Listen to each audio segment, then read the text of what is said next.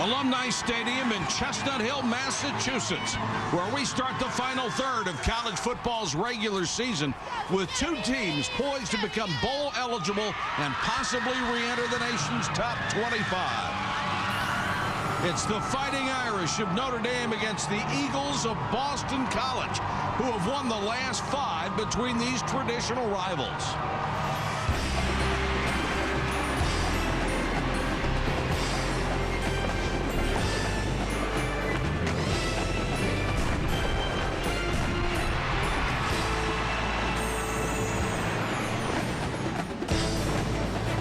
You're watching ESPN College Football Primetime, presented by Hampton Hotels. Good evening, everybody. Mike Patrick, Todd Blackledge. It's great to have you with us. Last year for Notre Dame was nothing short of an embarrassment. They couldn't get out of their own way on offense. In fact, they finished dead last in the country.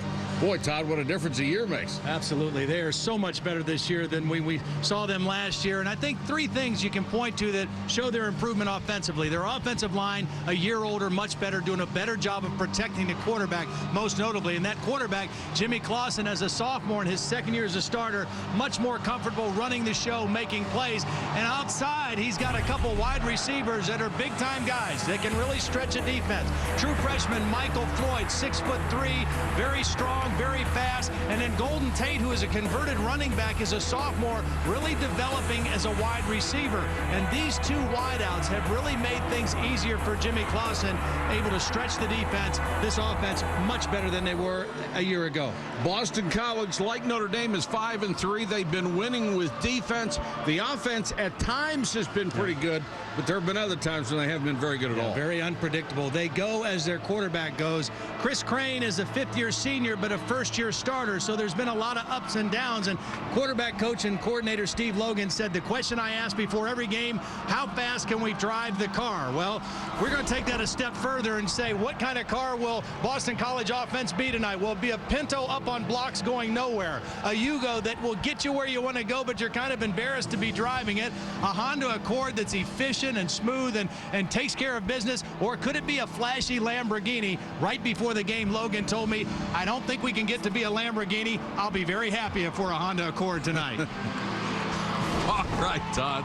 Thanks very much. They're the Eagles of Boston College in front of a sellout crowd of 44,500 here at Alumni Stadium. They'll come out before that crowd. A lot of them will be rooting for Notre Dame.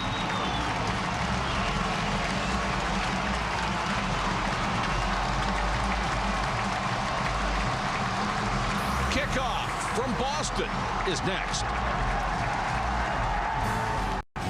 Mike Golick, Notre Dame class of 1985, and I know BC has won the last 5 matchups between these 2 teams, but tonight's going to be a little different. I think BC is getting a little cocky with this series, thinking, is it really a rivalry? I thought the other team has to win some for it to be a rivalry. That's all right. Feel good about yourselves in the 5 in a row you won against Notre Dame, because it ends tonight. And all we remember is, what have you done for me lately? And it'll be a Notre Dame victory. All right, Mike, looking good, buddy. Strong words from a big guy. The series history, Notre Dame leads it overall 9-8. Interestingly, they've only been playing since 1975, but BC has won the last 5. Coming up on our show tonight, we'll take a look back at the kick that shocked college football 15 years ago. Also, legendary coach Frank Leahy will be the subject of our Did You Know?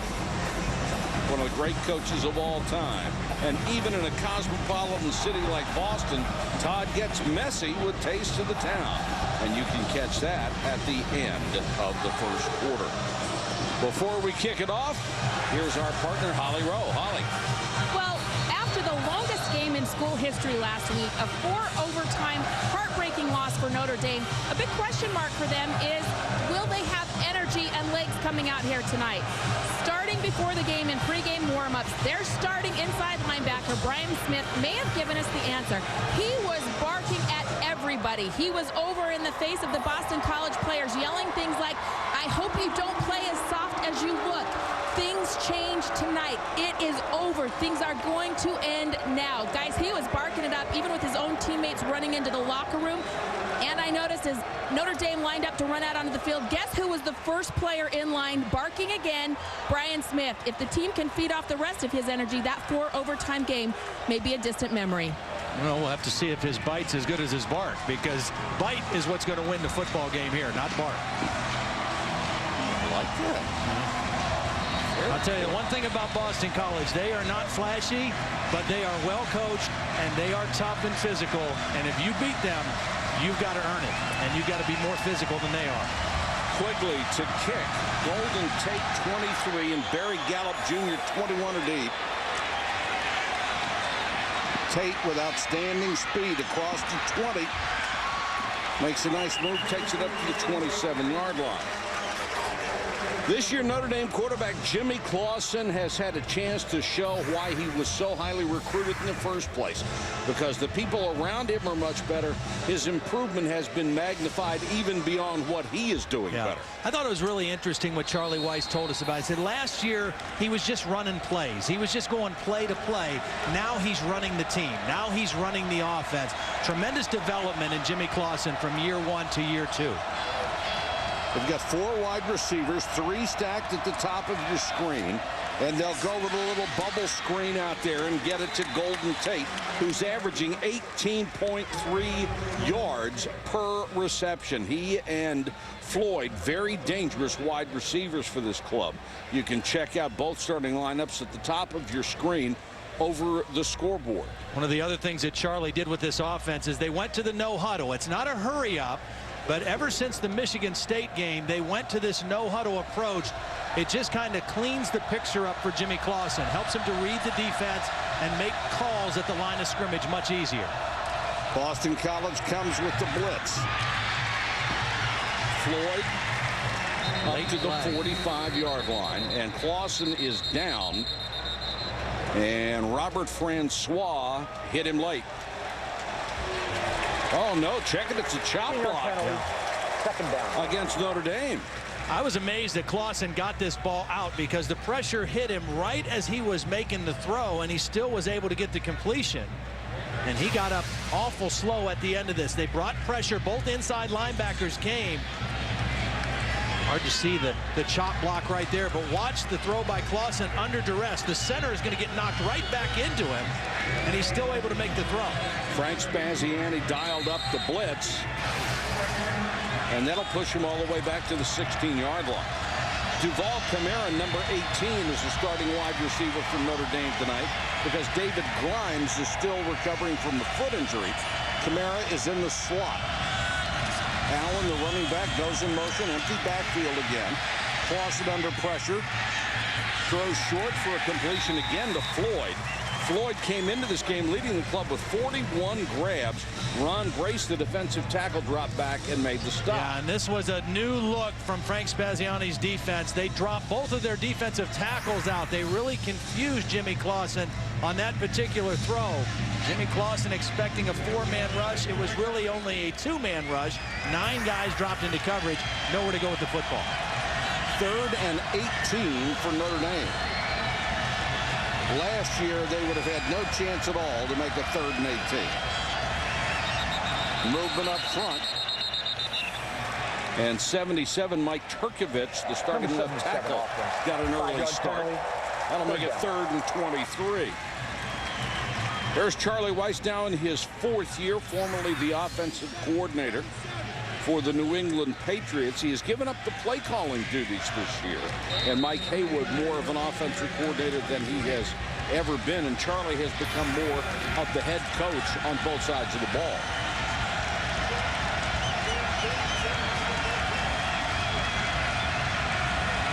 Third and a mile. Draw play. Allen.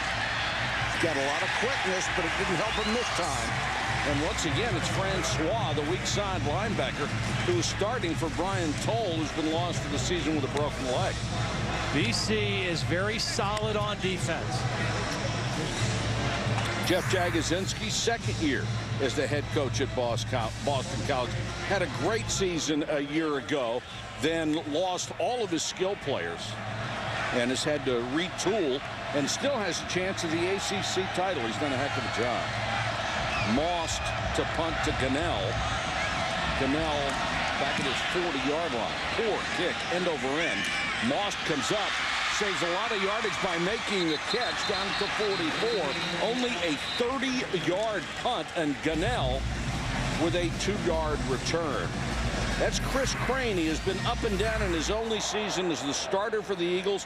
He still has more interceptions than touchdown passes, but the raw skills are there. Oh, he's got talent. I mean, he can really throw the football. And, you know, that touchdown to interception ratio, that's to be expected for a first-year starter. I mean, that's no different than a guy, you know, you think when he's a fifth-year senior, maybe he should have better numbers, but he's just like a freshman playing. I mean, you can practice things, you can draw it up on the board, but there's no substitute for game starts and game experience. That's what he's getting right now.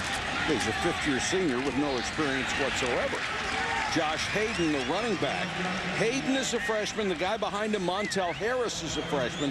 And I was really stunned when Jeff Jagodzinski told us the other day, at the end of last year, they had no running backs in this program. Not a single guy on scholarship was a running back because they did not expect Jeff Smith to come back. He had had a series of concussions. So when they were out recruiting guys and saying, you know, you got a chance to start, they weren't blowing smoke at anybody. You will start if you come here. Blitz. Crane hangs in there and throws a strike to Gunnell. 15 yards. Gunnell did a great job of getting inside the defender, and that made it an easy throw for Crane. Watch, Gunnell is going to get inside his defender right there. That gives him a good target for the quarterback. The quarterback can see his numbers. A nice little stutter step off the line of scrimmage to get free of McNeil. Notre Dame has some athletes in the secondary. They've been playing a lot of man-to-man. Now Crane will go to the shotgun. Notre Dame showing blitz again, and they come with it, trying to get to the inexperienced quarterback, but so far he has burned them when they've come with pressure. And once again, McNeil has to make the tackle on Rich Gunnell, who has caught back-to-back balls. Well, this is good if you're Steve Logan, the quarterback coach. Again, how fast can he drive the car? What can he expect out of his quarterback? He never knows from game to game, sometimes even from series to series. Right now, his quarterback is off to a very smooth start. Looks very comfortable throwing the football. Purvis, the tight end, sets up on the right wing. Running play will get about 3. They have smallest running backs. Hayden is 5'8", 182. Montel Harris, who we'll see tonight, is 5'10", 192. So they don't have the pounder in there. Hayden is the younger brother of Joe Hayden, who is a sophomore defensive back at the University of Florida. Interestingly enough, also started as a true freshman at Florida and enrolled early in January, just like Josh Hayden did here at Boston College. So both Hayden brothers off to fast starts in their careers. Another first down, Eagles. Gunnell goes in motion. Crane looks that way. Had Gunnell wide open in the flat and didn't see it. Crane with the keeper down to the 16. I mean, Gunnell was open. Well, Boston College offensively, who are their go-to guys? The guy who's going to make plays, the guy we just talked about, Josh Hayden, their starting tailback, the freshman out of Washington, Maryland. The other freshman tailback, Montel Harris, is out of Jacksonville, Florida. He only got a scholarship the last week of recruiting and has really been a pleasant surprise. And Brandon Robinson, their leading receiver on the outside, a senior out of Minneapolis, Minnesota, 27 catches on the year. I said Gunnell. I'm sorry, it's Gunnell. He's in the slot on the right again. Crane throws. Gunnell got a hand on it, but it was nearly picked off. Outstanding coverage by Sergio Brown, who had inside position. Yeah, Sergio Brown was beat for a moment, but reacted quickly. As soon as he got his head and eyes around, he was able to get in position and make a play on the football. Crane thought he had his man open, made a pretty good throw to the sideline, but Brown able to get a hand on it and knock it away. Now here's where Chris Crane has to be smart with the football. It's 3rd and long. They're in field goal range. Jeff Jagodzinski feels at 25-yard line or in, he's comfortable with the field goal. Be smart with the ball. Don't waste a scoring opportunity. Crane to the end zone, incomplete. Well, I don't know if he's comfortable with a field goal, but they're going to try one. Yeah. Well, he's comfortable with trying it from this distance. Anything from the 25-yard line out, I think he looks at it as 4-down territory. Alpen Avicius will come on. He's 7 out of 12 His longest attempt this year is 39 yards. His longest connection is 36, and it's just been a struggle. This one will be from 34.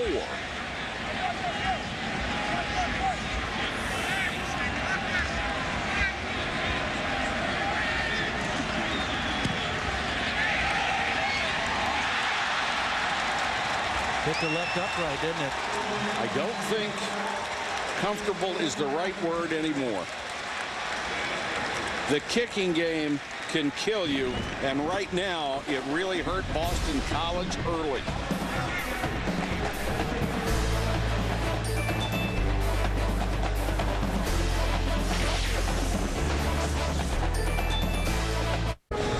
ESPN's college football primetime is available in sparkling clear HD, and that is Dave Earnhardt plying his craft on the sideline.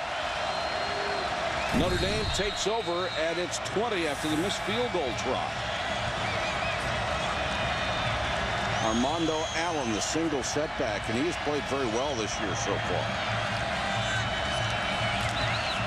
Allen will get the carry off the right side. Kept his balance, shakes the tackle, fumble the ball. Goodell got it back. Excuse me, Kamara. Well, you see on that play what the strength of this Boston College defense is. It's inside. The two tackles, Brace and Raji, those guys bounce everything outside. Watch the penetration on the inside that forces the play out. Brace forces Allen outside, and then a hit on the football knocks it loose. You see it's ripped out, and Notre Dame very thankful and very lucky that they fell on the football. Wes Davis, the free safety, is the guy that ripped the football out. Don't know how long Brace can go. He's been playing with a bad back. Some pressure coming on Clausen. He goes underneath to Allen, and Allen is wrapped up immediately by Wes Davis, and there is a flag down. Personal foul, roughing the passer, number 56 defense. 15-yard penalty, automatic first down.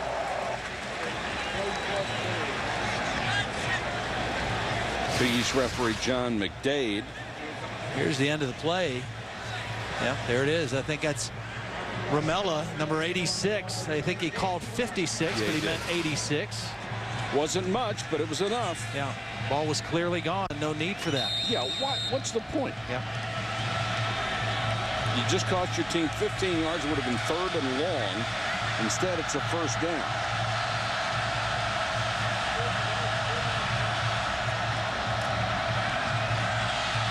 Clausen sings that one. It's tipped. And back in coverage, middle linebacker Mike McLaughlin. Good drop by the middle linebacker. Yeah, very deep. Linebackers reading the quarterback's eyes. Jimmy Clausen not looking anybody off on this one. McLaughlin drops right underneath the tight end Kyle Rudolph and almost gets the interception. Rudolph well covered. A lot of red jerseys around the intended target on that one.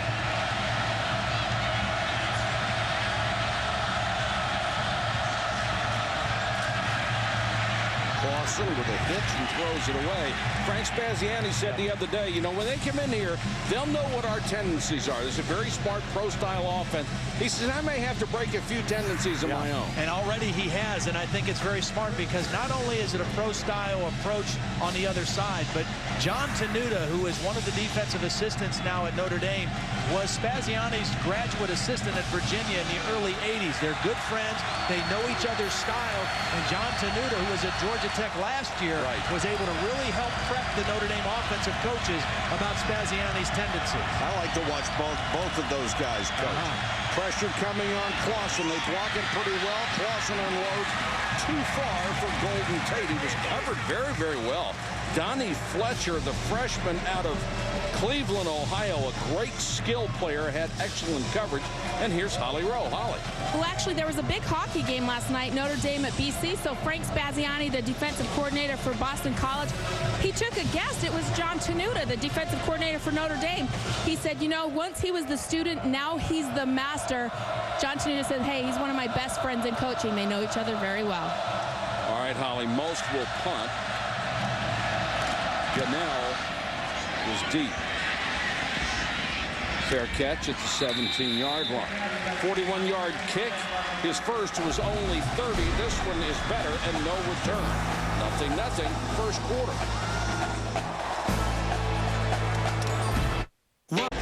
Heisman winner and 2007 College Football Hall of Fame inductee Doug Flutie honored yesterday with the unveiling of a statue of his likeness created by Harry Weber. The statue depicts Flutie throwing that Hail Mary pass in the Miracle of Miami game in 1983. Way to go, Donna. What a great player. I remember when he was a freshman, the first game he ever came in was at Penn State, and I watched this little guy with number 22 on and said, who's this guy, quarterback number 22? The next year as a sophomore, he threw for 520 yards against our defense, and we won the national championship that year here in Boston. It was unbelievable. He was an unbelievable competitor. There's his nephew, Billy. I'll tell you what, you come to Boston College with that last name, the pressure is enormous. I'll tell you what, though, I like this kid. He's a hard-working guy. He does a little bit of everything. Wide receiver, punts. I saw him jump in on a scout team kickoff. I mean, anything he can do. He's got a great attitude and approach to the game.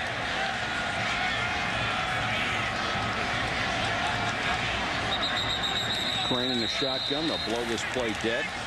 He's played pretty well so far, hasn't he? So far. Number 66 offense. 5-yard penalty. Second down. See, the thing with Chris Crane is he's highly skilled. He's 6'4", 240 pounds. He's got a very good arm. And there have been moments when he's been brilliant. The North Carolina State game early in the year, 34-51, 428 yards, 2 touchdowns, no interceptions. And then the next 2 games, he had 6 interceptions, and 3 of them were returned for touchdowns, and another one was returned all the way to the 1-yard line. Just plays that really take your team out of contention. Montel Harris gets his first carry. He's up to the 24-yard line, stopped by the outside linebacker Harrison Smith. Of course, they had Matt Ryan playing quarterback a year ago. Crane has sat and waited his turn, came out of Mechanicsburg, Pennsylvania. He has already graduated with a degree in psychology. Very bright kid, is interested in attending medical school. But you can tell when you talk to him that he's just holding out the hope that somebody's going to give him an opportunity to go somewhere and learn. Have a chance to continue playing football.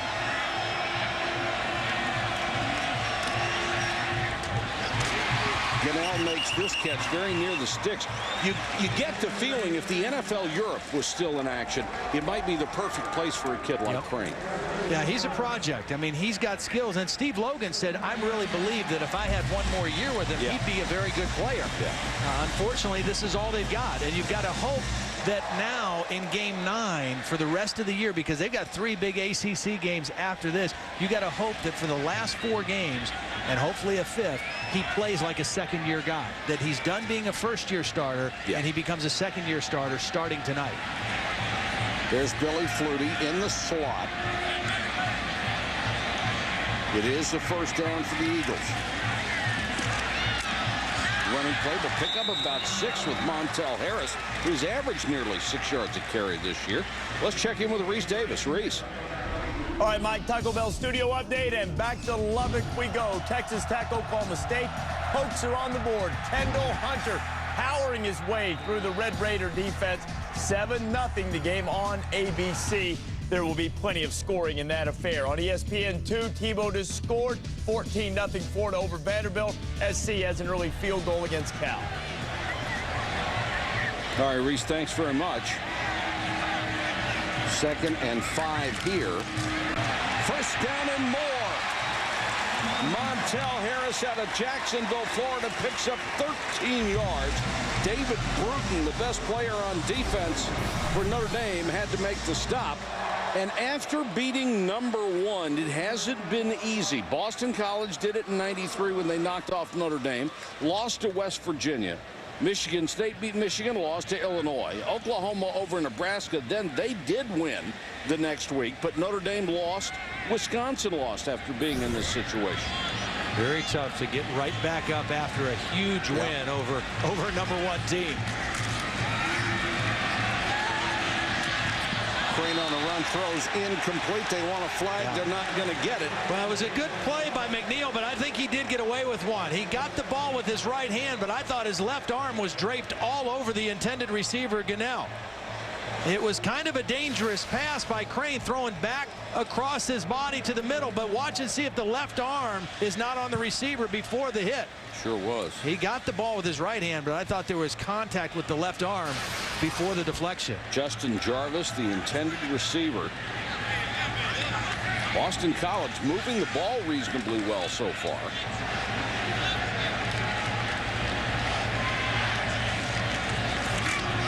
Pressure coming. Crane throws. Nobody out there on the screen. Montel Harris, number 41, had stayed in the block and never got out to be an eligible receiver. Sometimes you get caught up in the wash. Well, yeah, that one just didn't look right. It almost looked like the pressure surprised Crane. You know, when you throw a screen, you know that they're going to get let through. And so you have to anticipate that you're going to have to drift a little bit and find a throwing lane. And that time it almost looked like he got flat-footed and got surprised by the pressure. Now 3rd and 10. Notre Dame with that 3-man front can come at you from a lot of different directions. That BC line is blocked very well. There's an excellent throw that time. A perfect strike for a first down to the 36-yard line.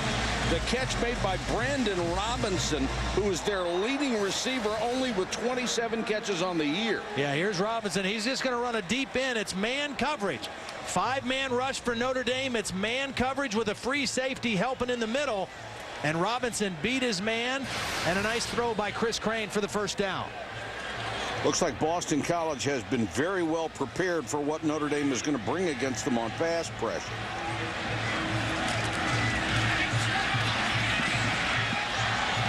Little zone read that time. I mean, you've got to do that. If you want to run the zone out of the shotgun, then every now and then as the quarterback, you've got to be willing to pull that football out and keep it. Even if you don't gain a lot of yards, you've got to keep the defense honest by doing that. He's rushed for 145 yards. He is not immobile.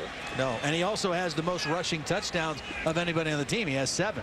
Darius Fleming is the injured player for Notre Dame. They tend to him. And we will go away at the 3:33 mark. Back after this.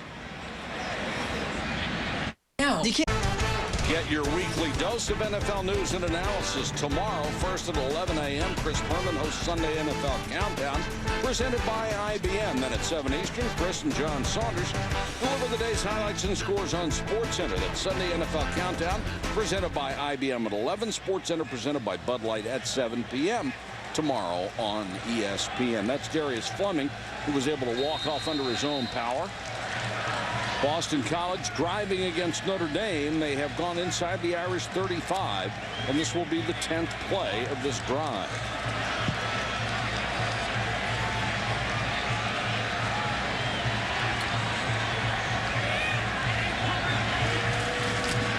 Four-man rush. Crane takes off. Good decision. Got the first down and more. 20, 15. Gets out of bounds at the 12-yard line. A gain of 22. A smart decision by the senior quarterback. I was just about to say the offense was pretty much you go, but this was a Honda Accord play. A good decision, efficient, the right thing to do, get what you can get, and then get out of bounds. And now, once again, he has Boston College in scoring territory. They missed a field goal the last time they were in scoring territory. But Chris Crane looking very under control right now. 5 of 9 for the football game. He is the game's leading rusher. 3 carries, 25 yards. Harris, maybe a yard and no more. Harrison Smith with another tackle, and here's Holland. Guys, Notre Dame does not give injury information, but what I've observed is that Fleming has been examined just up underneath his tummy. They had their hands up under his pads, under his jersey, just kind of feeling around in the abdominal area. He's up walking around. They're talking to him. Not sure if he'll be able to return, but he looks pretty good over here right now, just trying to walk things off. Thanks, Holly. Way to stay on top of it. Second down, they'll call it 8 as the ball is spotted at the 10.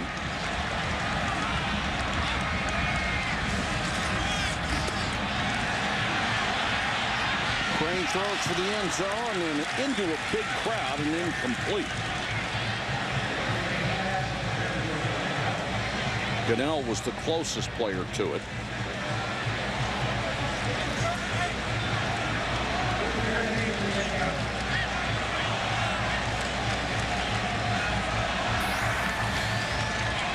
BC in the red zone in this conference, pretty good, 87.5%. And 75% in touchdown percentage.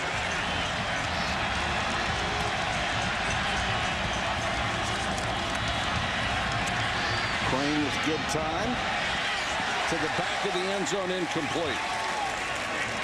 That looked like a really smart throw. His guy's going to get it or nobody does. Well, and the guy he was throwing to is the tallest receiver on his team. Moma is 6'6", and so he throws that one to the back corner of the end zone and gives his tallest receiver a chance to make a play. Either his guy gets it or it goes out of bounds and you try another field goal. Apanavicius will come on as everybody holds their breath. This will be from 27. He's now 7 out of 13. Hit the upright with his last try from 34. Missed again. Oh, got that one. Well, that one somehow sliced back I thought through. that was going to hit the right upright. That baby had knuckleball written all over it. Coming up, legendary coach Frank Leahy, the subject when we played Did You Know? But there's a flag down. Hold the phone.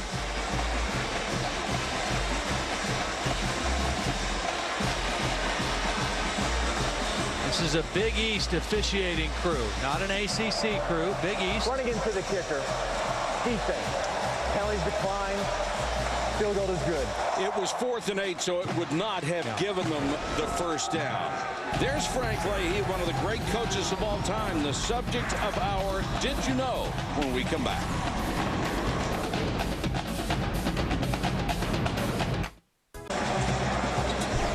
Boston College with a 3-0 lead. Apanavicius has missed one, made another. You know, they have another kicker on the roster, Billy Bennett, a sophomore who they recruited, a scholarship kicker, but he is suspended indefinitely. And so their punter, Ryan Quigley, is kind of the backup kicker now. That's the guy kicking off right now. Golden Tate has a seam up the middle, cuts it outside. Nice return, but a flag down as Tate is stopped at the 35-yard line. Now we'll check the penalty. Almost assuredly against Notre Dame, an illegal block. Going to put him in bad field position again. During the return, holding, number 25, return team. 10-yard penalty, first down. Jonas Gray called for the hold. Ryan Quigley, the kicker, made the stop. Mike Haywood, the offensive coordinator. Charlie Weiss giving up the bulk of the play calling duties to Mike Haywood this year. Mike Haywood said the biggest thing he had to get used to was being in the press box. He has never been in the press box during his coaching career. He said everything is a lot slower up there. Everything moves slower except for the 40-second clock. That keeps running fast. Notre Dame only has 17 yards on 2 drives so far. Not surprising because Boston College is number 10 in the country in total defense. They have played very, very well on that side of the ball. There's another flag down. And that's Mike Haywood. And who would have thought that Charlie Weiss, whose calling card was as a play caller, would give up the play calling? Well, he still has input. Obviously, he has a lot of input during the week. But in not being the sole play caller, it gives him a better chance to manage the whole football team and lead the whole program. During the game, what his input is he gives a lot of formation suggestions, and their play sheet is based on the hash. So if Charlie says go in this formation, the left or right hash will determine what play Mike Haywood will call. Robert Hughes, the new running back, he's number 33, standing right on top of the goal line. Hughes trying to break it outside, will pick up only a couple, and that swarming Eagle defense was all over him, led by Marcellus Bowman and Mark Herzlich. The interesting and Herzlich is really a good player. He really is. I mean, he is the best, probably the best all-around player in their back seven. Up front, B.J. Raji is their best down lineman, but Herzlich played middle linebacker as a freshman. He was the starting weak side linebacker last year, and he starts on the strong side this year. They like him out in space. That's him right out here.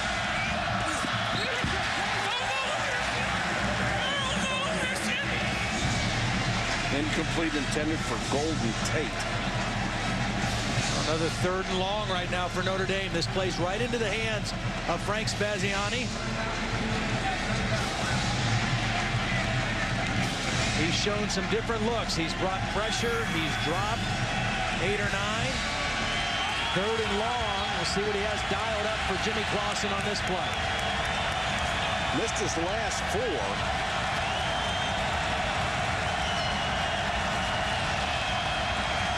Clausen steps into the end zone under pressure, got out of there. Still can't find anybody, and a run down at the 18-yard line. Great hustle by Kevin Akins, who may be the most athletic player they have on the field. Great hustle by Akins and great discipline by the guys in coverage, because when Clausen was flushed out of the pocket, he was not looking to run. He was looking to throw, but none of his receivers uncovered because the Boston College secondary stayed disciplined and didn't give up on the pass routes.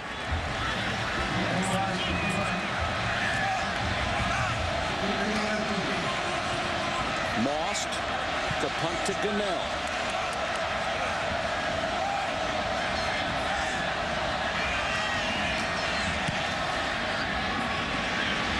High and very, very short.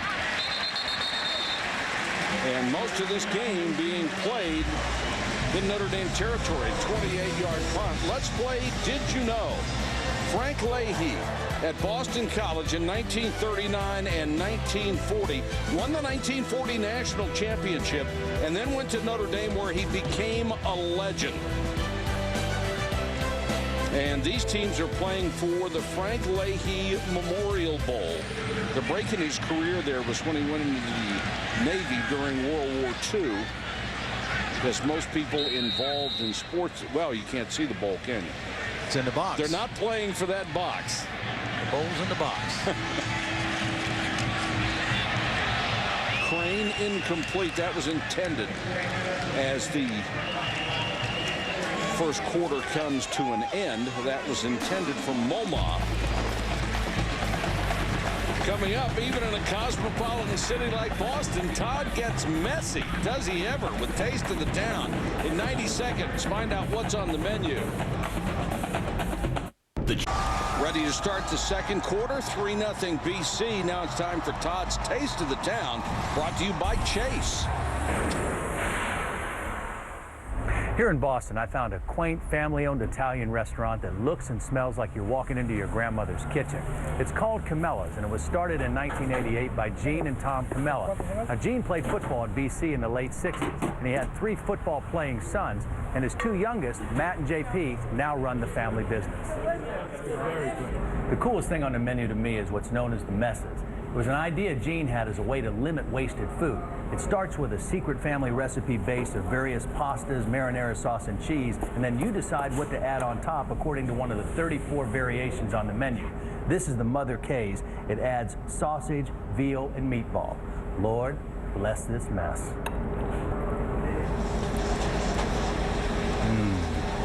Oh, yeah. Oh, yeah. You know, I'm not sure I'd be comfortable ordering Grandpa's mess. It's just me. Yeah. Well, it depends on what's in it, I guess. You know, that one sounded pretty good to me. That's why I'd be uncomfortable. Sausage, yeah. Oh, that's Yeah, the portions just get bigger, don't they? Yeah, well, yeah, they do. It looked great, though. It was very good. And a neat place, you know, a great connection here. The 3 Camella brothers, Greg played at Stanford and later in the NFL with the Giants, and JP, the youngest one, played here at Boston College. They were all fullbacks, and Matt played at Northeastern here in the Boston area as well. So really a neat family, a great place to eat.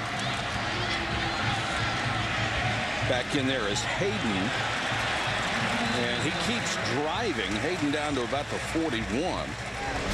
Be sure to check out all of this season's Taste of the Towns at ESPN.com. Just search Taste of the Town, and you know, we should start weighing these as well. You know, I mean, calorie count, let's not get carried away, but that looked like it was about 2.5 pounds of Italian food. And you didn't even mention the bread that was with it. Yeah, well, I didn't eat much of the bread. The bread was just there for decoration. I just ate the, you know, every now and then I'll use some bread to just kind of sop the rest up. Yeah, you know, well, down the bottom, but bread is a gravy boat for you. Pressure, Crane takes off. drilled. It's okay. The thing that Chris Crane is doing, and the same thing he did last week in a losing effort to Clemson, is he's taking care of the football. We mentioned the interceptions, 12 on the year. 3 of them returned for touchdowns that really took his team out of a chance to win against Virginia Tech and North Carolina. Of course, they won Virginia Tech, but the North Carolina game really took him out of that football game. Last week, he did not throw an interception, no turnovers. He took care of the football, and he's making good decisions with the football tonight. He knows the defense is playing well. Don't put him in a bad spot. Steve Logan says, well, you can't have it both ways. Billy Flutie is back to kick. It's one of those soccer style or rugby style kicks, and he puts it out of bounds inside the 20. You could see Flutie had the option of running, and we'll find out where the mark is. Let's check in with Reese. All right, Mike, told you there would be more scoring down in Lubbock after Oklahoma State went up 7-0. Graham Harrell threw 1 touchdown pass to Edward Britton, a second one to the elf, Eric Morris, and the Red Raiders still in the first quarter on ABC. It's 14-7. Gators can clinch the SEC East and appear to be well on their way to doing so. USC still holding on to that field goal lead over Cal after 1.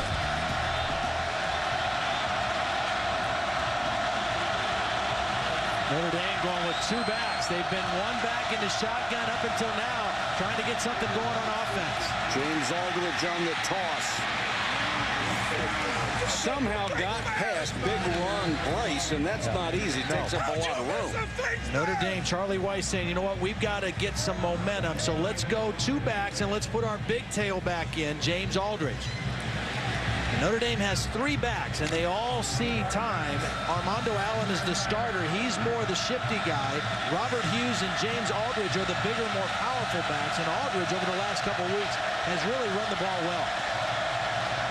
He and Hughes split a lot of time last year as running backs. Knocked down by his own man as he was pressured right back in the middle of the line by Raji. BJ took Eric Olson, the right guard, and just threw him back in the ball carrier. See, this guy is an NFL prospect. He just takes his man, uses that leverage, and just keeps driving. He doesn't care if he gets the tackle. In this case, he did. All he wants to do is blow the play up and let somebody else come and finish it up. That time, he blew it up and finished it up as well.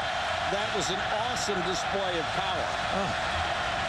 And a prospect indeed. Pressure coming on the blitz.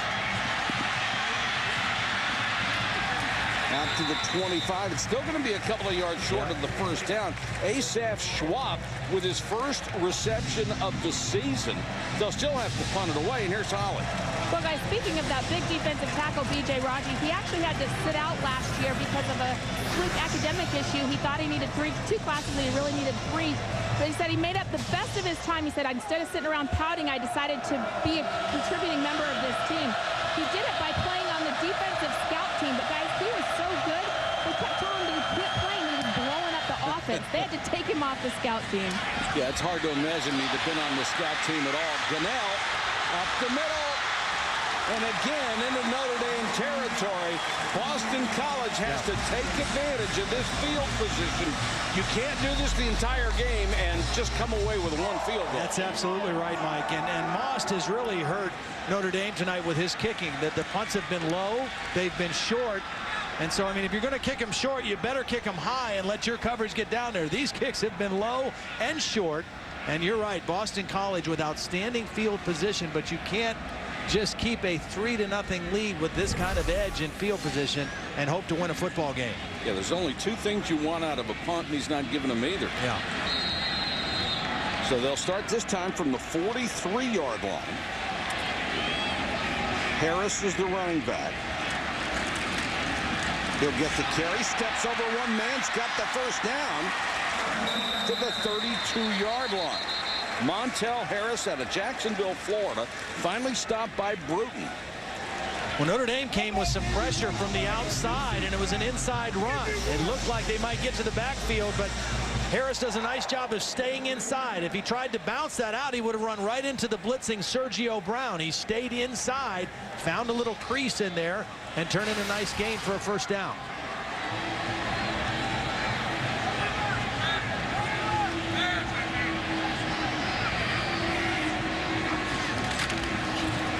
Harris again.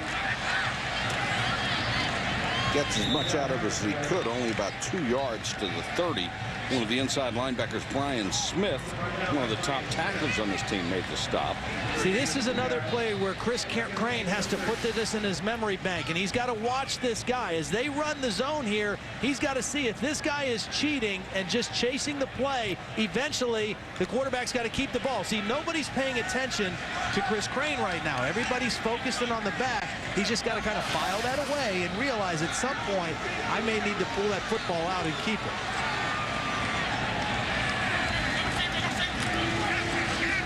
Harris again. See, there are two guys, the defensive end and Harrison Smith, the outside linebacker, and both of them are just concentrating on the back, and now we've got a little extra pushing and shoving at the end of the play. Matt Tennant for Boston College was involved in it, and there's Brian Smith, who was woofing early. He's involved in it. After the play was over, personal foul. Number 65 offense. 15-yard penalty. The down count. 3rd down. Well, Matt Tennant is the leader in this offensive line. Really a good center. A junior out of Cincinnati Moeller High School. And just at the end of the play, there's the push. He thought Sergio Brown was doing something a little extra at the end of the play. And we've seen 2 penalties against Boston College that were not very smart. I mean, just late pushes that you're always going to get a flag thrown on you. I mean, it's one thing to be tough and to be physical and to demonstrate that, but do it between the whistles, you know, do it in a legal play, because now you set your team back. You had great field position, and now you're 3rd and a mile, and you've taken yourself completely out of field goal range. 3rd and 22, a position you do not want to put your inexperienced quarterback in. Pressure coming. Crane throws underneath. They'll try to get what they can to Justin Jarvis. And let's check in with Holly. Well, guys, it is a steady, heavy rain out here on the field right now. The good news for Boston College, this is exactly the conditions they had to practice in Thursday preparing for this game. Notre Dame had sunny, nice weather all week, unseasonably warm in Indiana. So still remains to be seen who can be affected by this. But one good news, the turf is not slick. This absorbs water very well. The footing is still remaining very true out here. All right, Holly, Billy Flutie is in again as the kicker. This time just a straight ahead punt. See, this is how critical that penalty was on Boston College, because this was 4-down territory in Jeff Jagodzinski's mind. You know, you get what you can get on 3rd down, but when it's 3rd down and 20, it's not 4-down territory anymore. You've got a punt, and they've wasted another great field opportunity. Games against Notre Dame. What 2 schools have the longest win streaks against the Fighting Irish all time? Just think of who they normally play. That's the hint. Notre Dame, no offense so far tonight, but their field position has been atrocious. 20, 18, 14, 20, and their own 27. That's it. 1 first down. That was by penalty. There's an incomplete pass. When you have a great defense, field position is huge. This is Matt Tennant coming off the field, and his position coach, Jack Bicknell Jr., really giving it to him because the situation was critical. They had a 3rd and 7 on the +29. Okay, so that's 4-down territory. And instead, with the penalty, now it was 3rd and 22, and it moved the ball all the way back to the 44. Really took away a great opportunity for Boston College. Jimmy Clausen has hit only 1 of his last 6, make it 2 of his last 7, as Michael Floyd is the target, and they've got a first down there. Floyd, a talented young man out of St. Paul, Minnesota, the #1 freshman receiver of all time at Notre Dame already. Well, there are some talented freshman receivers out there, and we've seen a couple of them. Julio Jones at Alabama, A.J. Green down at Georgia. This guy stacks right up with the best of them. I mean, he is physical, fast, and talented, and really can catch the football. Guy on the other side, Golden Tate, didn't have bad either. They've got some terrific weapons on the outside. Great play by Donnie Fletcher. Got a fingertip on it at the last moment to knock it away. Those are the 3 guys right there, a couple of notable freshmen. It's kind of a good year for wide receivers. These are the young guys that are making a name for themselves. Of course, you got a guy named Michael Crabtree out at Texas Tech right now that's lighting it up. Des Bryant at Oklahoma State in the Big 12, a couple of big-time receivers. So a lot of spread offenses, a lot of passing games. You need guys to catch it as well as throw it. There are many more outstanding wide receivers than there are running backs this year. Speaking of running backs, Aldridge will get an opportunity, and we'll check in with Reese. All right, Mike, checking on the games on the family of networks. Texas Tech is running like a machine against Oklahoma State. That's on ABC. It's 14-7. You see the Red Raiders are near midfield. Florida's going to clinch the SEC East by beating Vanderbilt. They're still in the first half, but they're up by 4 touchdowns, 28-0. It'll be Florida-Alabama in the title game as Texas Tech moves down to the Oklahoma State 40. Thank you, Reese. Notre Dame, with its best drive so far, they have moved it out to the 38-yard line. Clausen to throw again, the deep out to Floyd. Well, you see the strength. 47. The strength of Clausen's arm. This ball is snapped on the left hash mark, and he throws an out route to the right sideline. I mean, it takes a heck of an arm to make this throw. Right on the hash, quick release, not very much air under the ball. It's on the outside of the receiver where it's supposed to be. And not every quarterback that you see playing college football can make that throw, but Jimmy Clausen can. Still only 45 yards, another first down for the Irish.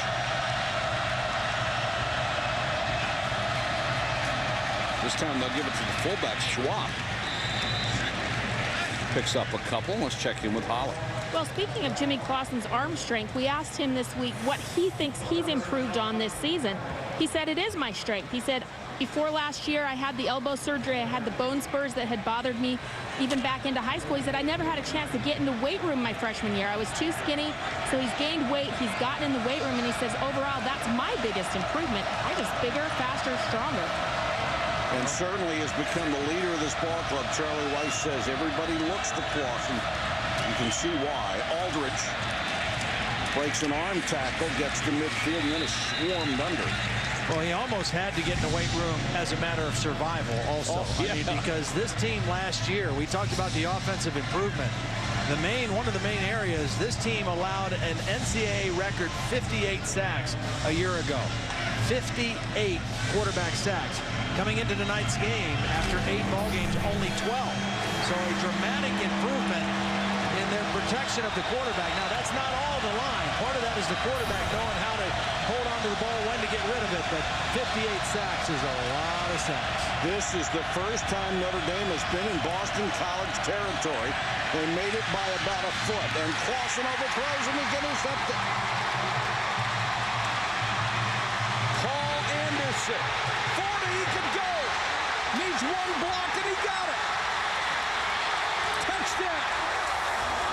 Paul Anderson with his 4th interception of the season. Roderick Rollins gave him a great block on tackle Sam Young, and he went 70 yards for the score. A big-time play for the Boston College defense. And when we show you the replays, the guy who's not going to get credit for it, but who made the play, was the linebacker Mark Herzlich, who got a great drop underneath the intended receiver, the tight end Rudolph, and forced the high throw. Papanevis for the point after. Who needs that field position? That's exactly what I was thinking. They had squandered so many wonderful opportunities. Anderson says, the heck with this. We're the outstanding unit on this club. He takes it 70 yards, a pick 6, and it's 10-0 Boston College.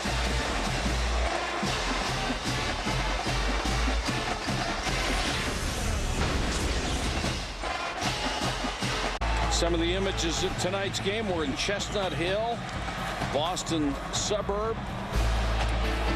And Boston College has spent almost the entire night in Notre Dame territory. For the first time tonight, Notre Dame had crossed into BC territory, and then they give up an interception return for 76 yards. That makes it 10-0. The 10th pick Clausen has allowed this year, and the 15th interception by the Boston College defense, the second they've returned for a touchdown. Golden Tate pinned to the sideline. cut down at the 28. We'll go back to the interception. I mentioned Herzlich. Herzlich actually is right there. McLaughlin is the other linebacker. Herzlich is going to get pressure on the quarterback, but McLaughlin is the guy who's going to drop underneath the tight end Rudolph and force the high throw. Watch both linebackers. Herzlich with the pressure. McLaughlin takes a perfect drop and forces Clausen to throw high over his head right into the arms of Paul Anderson. And then Anderson does the rest. But two linebackers really working the rush and the drop beautifully for the Eagles. 6:12 to go in the half. Notre Dame needs to get something started. They'll try it on the ground with Allen. And he only picks up a yard, maybe a yard and a half. If you're a quarterback and throw an interception, it's time to protect yourself. Yeah, you better. You got to have your head on a swivel. You got to know that people are looking to take shots at you. And then you're better off just staying on the ground at this point, because as soon as you get up, you're going to get knocked down again. Now, they have changed the rule in the NFL. If the quarterback is not trying to make a tackle, you've got to leave him alone. So quarterbacks don't try to make tackles anymore. Very smartly. Yes. Boston throws underneath. That'll be complete for about 7 yards to Kyle Rudolph, his very talented tight end out of Cincinnati. Only a freshman. Here's Holly. After Jimmy Clausen of Notre Dame threw that interception, he came to the sideline. He didn't seek any treatment, even though he's got a big bloody elbow. You can see the blood through his shirt. But he did stand right in between Coach Charlie Weiss and quarterback coach Ron Paulus. This is kind of how they've handled him all season. He calls it good cop, bad cop. Charlie usually tells him like it is. Ron loves him up a little bit. But Ron was really in his face, really walking through that whole interception, guys. He stayed right there, listened to everything they had to say. All right, Holly. Aldridge is in there on 3rd and short. He's the tailback. He follows ASAP, and he is thrilled. Was that Raji again? Yes, it was. Big number 90. And you could tell when he showed up because Aldridge went backwards. A 235-pound tailback went backwards when Raji got there. McLaughlin, it looked like, hit him first. Yep. Francois was in there, but then Raji blew it up. Oh, man. Back-to-back possessions. Excellent plays by McLaughlin as well. This defensive unit is fired up. And Notre Dame can't do anything on offense again. Here's Reese Davis. All right, Mike, more scoring again. Texas Tech. Watch this slant throw to Michael Crabtree. A little quick slant and then powering his way in. Graham Harrell, the touchdown pass. 21-7. Number 2 is rolling. Florida hammering Vanderbilt on ESPN2. Hey, this is the news flash. USC's given up actual points. 3-3 in its game against Cal on ABC. Some markets. Hey, USC, if you're a fan of them, they've got to drive you out of your mind. They look like they could win the NFL one week, and then something happens. BC has had a great first half. So has Chris Crane, the fifth-year senior quarterback, getting a chance to play this year. And they would love to work on the clock right now. They'll do it with Montel Harris. Well, we asked you earlier who has the I'm going to read this again. What two schools have the longest wins? Thank you very much, against Notre Dame all time. And think about the schedule. They always play Michigan. They always play Michigan State. And those are the two teams that have the longest win streaks. Michigan has to go back to 1908 to come up with 6 in a row. Crane, hold on to the ball, hit from behind, and he protected it well enough. Yeah, see, this is where he has to be really smart. His defense has played a stellar first half. The offense has controlled the ball. They've moved the ball, but they really only have 3 points to show. The touchdown came from the defense, but they've got the lead. They've got momentum. Don't do anything right here to let Notre Dame get back into the game right before halftime. And, you know, you think about that with a rookie quarterback or a freshman or a young quarterback. Again, he's a first-year starting quarterback, but he has played pretty poised here so far in the first half. He's got to play it all the way to the end of the clock. Notre Dame comes with the blitz. BC has blocked so well. The pass incomplete, but they have kept their quarterback clean for the most part. Harrison Smith was coming. Montel Harris, 5'10", 192, stepped up and protected Chris Crane. And Jags did a little dance on the sideline. He knew he had man-to-man coverage. His receiver was open. Gunnell ran a nice route to the corner, and Crane just couldn't get the throw down for him. We talked about Charlie Weiss as the offensive coordinator in New England. Jagodzinski was the offensive coordinator for the Green Bay Packers. He had been the O coordinator here before he left for a very distinguished stint in the NFL. So both of these guys really know what they're doing.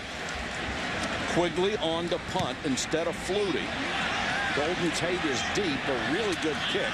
Tate will make the fair catch at the 28-yard line.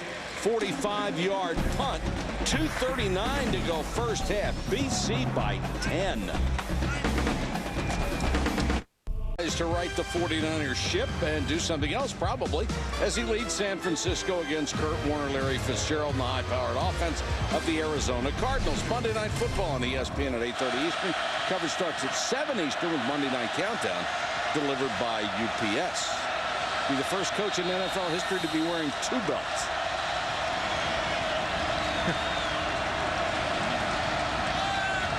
Notre Dame trying to do anything on offense. Clausen has to go underneath to Allen. See, the good news if you're Notre Dame, even though it's been pathetic tonight, is it's only 10-0. I mean, it's not like the game last week where we were out at Oklahoma and was out of reach. I mean, but look at this. This is the we talked about the car like for last year. Yeah, we talked about the car for the Boston College offense. This is the Pinto that's up on blocks right now, and it's painted gold, metallic gold right now for Notre Dame. Blitz coming. Clausen throws underneath. This is Floyd to the 45. This is the second deepest penetration for Notre Dame's offense in the entire half. See Charlie kind of hobbling along. I mean, he's got the knee injury from the accident earlier in the season. He's actually wearing a brace tonight. He didn't wear a brace last week. And he's got a serious damage in his right knee as well as a cracked bone in his femur, at the tip of his femur, and his knee's a mess. It is a mess. 3-man rush. Clausen again throws underneath. That one was almost intercepted. If Hertzlick had not been intent on the coverage and looked for the ball, it hit him right in the chest. Yeah, I think he was surprised by the ball because the ball did hit him right in the chest. BC rushing 3, dropping 8, and Jimmy Clausen threw right into that 8-man coverage, and Hertzlick had one delivered to him, and he couldn't hold on to it. He's had 3 picks this year. He is a very good linebacker in pass coverage. 3-man rush again. Now 4th comes late. That's Akins putting pressure on Allen. Dragged down by Francois. They've reached the 48 for more on Charlie Weiss. Here's Holly. Well, guys, listen to this injury to his knee. Of course, he took that hard hit on the sideline during a game. He has a torn ACL, a torn MCL, PCL, a ruptured capsule behind his kneecap, a dime-sized fracture in the femur.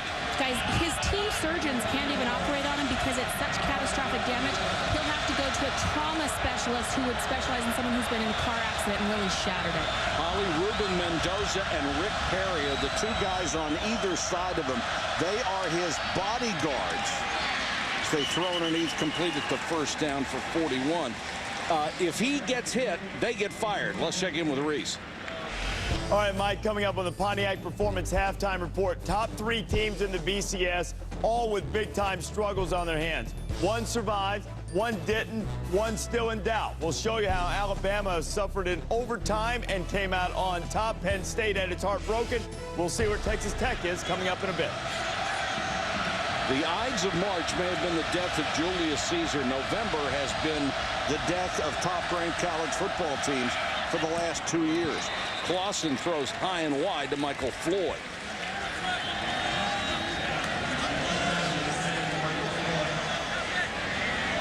If it's November, keep your head on a swivel because somebody is coming to get you. Especially if you're ranked high. Last November, BCS number 1 went only 2 for 3. BCS number 2, 1 and 4. And it wasn't just upsets. They were stunning upsets. Clausen. Nice job by Clausen. Yes, it was. You know, it's so important for a quarterback, a young quarterback, to learn how to just keep a play alive. Just buy a little extra time by moving in the pocket, but not losing your vision down the field. And that's exactly what Jimmy Clausen did there. Notre Dame will use one of its 3 timeouts. Watch Jimmy Clausen step up in the pocket to keep the play alive. Buy a little more time, but he never loses sight of his receivers down the field. Nice work in the pocket. And that was Notre Dame's longest gain of the entire night, 16 yards. 2 races left, and his point lead dwindling. Jimmy Johnson tries to hold off the hard-charging Carl Edwards as he strives for a 3rd straight Sprint Cup championship. The chase for the NASCAR Sprint Cup continues in Phoenix tomorrow on ABC. Coverage starts with NASCAR Countdown at 3 o'clock Eastern, and Gearhead says Jimmy Johnson's got it. Well, you know, the 3rd guy there has an outside chance, Greg Biffle, because if he can get to Homestead, that's where he's the best. And we'll see. Jimmy Johnson's in pretty good shape, though.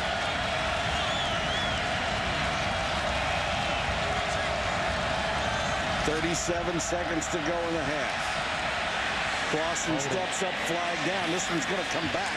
Armando Allen gets a block inside the 10. Yeah, this one's coming back. Yeah. Again, you got those 2 big guys on the inside. Number 51 offense. 10-yard penalty. 2nd down. Those are good defensive tackles. They're excellent. For Boston College. I mean, B.J. Raji is an NFL guy. I mean, he's an early draft pick. Look at this guy. Again, he's low to the ground, 6'1", powerful, 325 pounds. And, you know, when he lowers and gets underneath you, there's just nothing you can do against him. But that's what has made this Boston College defense so good. They are so strong inside with Brace and Raji that they bounce everything outside and they can pressure the quarterback. Raji leads the team with 4 sacks as a defensive tackle. And tackles at any level of football are the hardest thing to find. And these guys are good ones.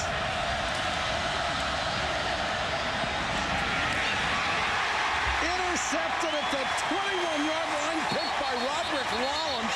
That's his 2nd of the year. Now, this was not a smart throw by Jimmy Clausen because Rollins was a rolled-up corner, but there was nothing that threatened him in the flat, so he continued to drift underneath the receiver Tate. Normally, if you see a rolled-up corner, there's a soft spot between the corner and the safety. But Rollins, there was nothing to threaten him, and so he was able to come underneath that and just drift back and make the pick. So you're thinking there's a hole right here between the corner and the safety. But watch what Rollins does, because nothing comes out to threaten him. He just keeps drifting, and all of a sudden he's right in the throwing lane. So BC will be more than happy to go to the locker room leading 10-0. They dominated this first half against visiting Notre Dame.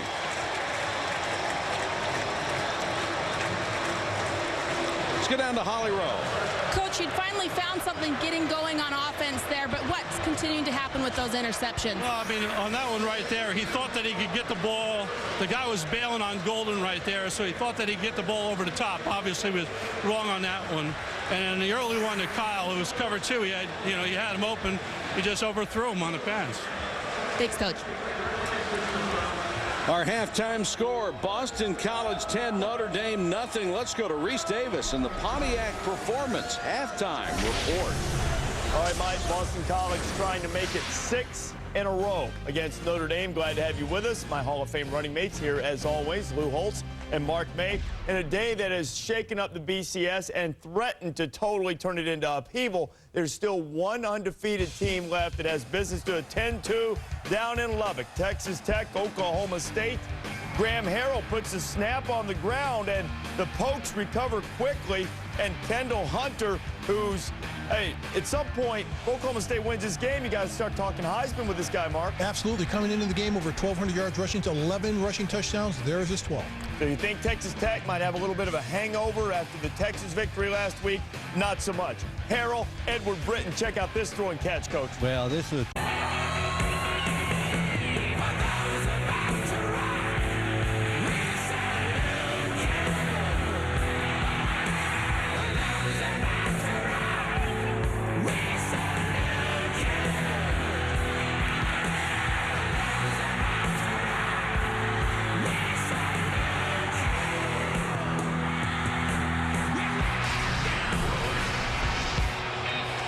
Welcome back to ESPN College Football Prime Time, presented by Hampton Hotels. The first half stats, nothing to write home about except the 2 Notre Dame turnovers.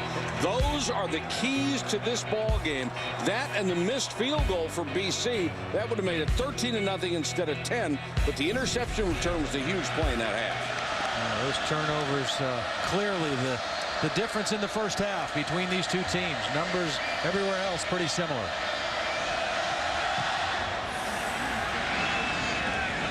Boston College will get the first shot on offense. Jeff Smith on the return. He's out to the 18-yard line. Well, we talked early about Boston College knowing their offense could only go as fast and as far as the quarterback could take them. How do we evaluate? What are our car choices in this first half? Well, I'll tell you what, I'm going to give them a Honda Accord because I think Chris Crane has really played pretty well. I mean, I really think even though they've only generated 3 points, he has played solid. He's made good decisions of when to run, when to throw it away. He hasn't forced bad plays, and he's played to the strength of the team, which is their defense. Now, I think he'll have to do more in this half to secure a Boston College win. And a Lamborghini. Well, I don't know if it'll be a Lamborghini, just a souped-up Honda Accord. Which is nice. Which is nice. Josh Hayden, with his first carry of the second half, picks up a couple. I mean, you look at Chris Crane's numbers. They're not going to jump out at you. 6 for 14. He's under 50%. He's run the ball 3 times, but he hasn't thrown it to the white shirts. And he has allowed his defense to play and to make Notre Dame go the long field. They've played the field position battle. And really, the play calling has been really conservative as well. So they've protected Chris Crane, and Chris Crane has protected his defense. Crane under pressure this time. Look out from behind. Down he goes. And there's a flag down as well. Ethan Johnson, the backup defensive end, got him from behind. Personal foul. Roughing the passer. Hands to the face. Number 96. Hand to the face. 15-yard penalty. Automatic first down. It's going to be on Pat Kuntz, and that's huge. Well, instead of a sack, you got an automatic first down. Huge penalty. We've seen a couple that went against Boston College similar to this. There it is. Yep, caught him right across the face. I actually think he hit the center in the face, too. On his way to the quarterback, I think he hit Matt Tennant under the face mask, and then he hit the quarterback, Chris Crane, so a potential break for the Eagles. Again, it isn't much as far as the strength of a blow, but that's the rule. Yeah. You hit a quarterback in the head, it's a penalty.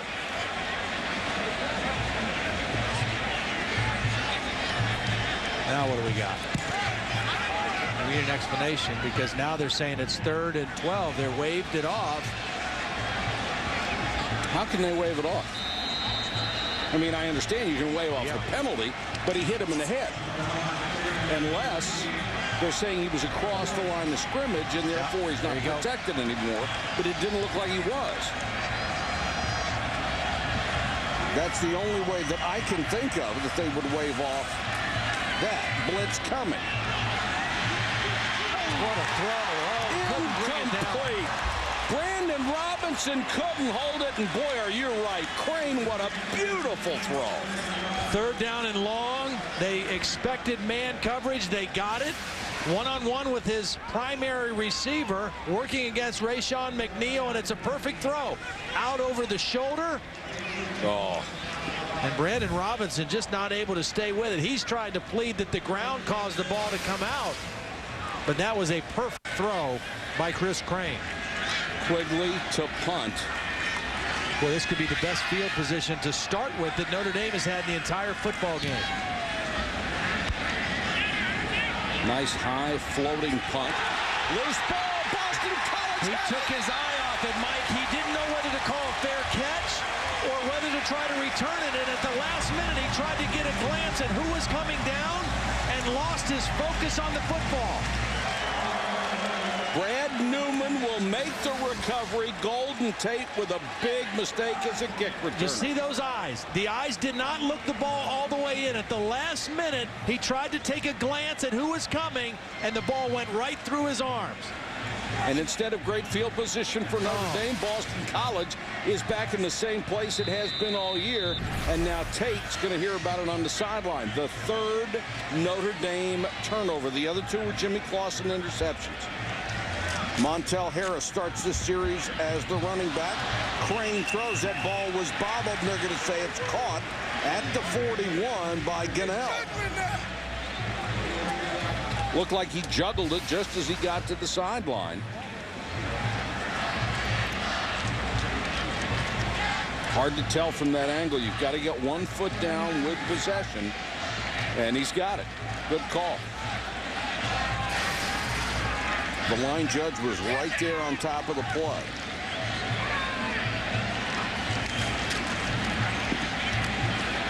Crane again. On the run, throws, incomplete. Well, the longer this game goes on, the more impressed I am with Chris Crane. Let's go to Holly Rowe. Well, guys, checking in with BC coach Jeff Jagodzinski at the half, he told me that they have to make something happen right here. He said, we're going to get the ball here to start the second half. We have to make plays downfield. He said, I feel like we're able to rush the ball. We have to set that tone. They had 77 yards in the first half, so it's something they feel like they can hang their hat on. But more importantly, he said, we have to execute on third down. He said, we've been terrible. Good thing our defense has been keeping us in it. Well, here they go right here. Third and very manageable right here for Chris Crane.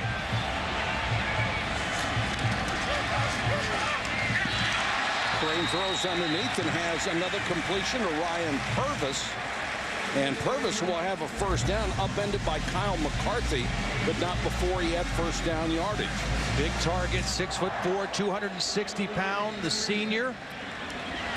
And Reinholds, Pennsylvania, does a nice job getting turned around, showing his numbers to the quarterback just past the first down marker, and a new set of downs for the Eagles. Chris Crane had not played since his senior year in high school. Sat on a bench, watched Matt Ryan have a brilliant career here. This is his shot. Harris inside the 12. Well, nice blocking on the left side. The center, Matt Tennant, with a big-time block.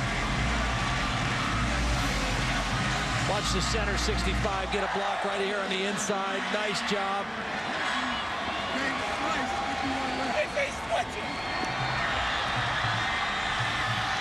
Well, they hit him. Jeff Jagodzinski said he thought they could rush the football. That was a big opening that time for Harris. A touchdown here would make it a 3-score game. A field goal, it would still be 2.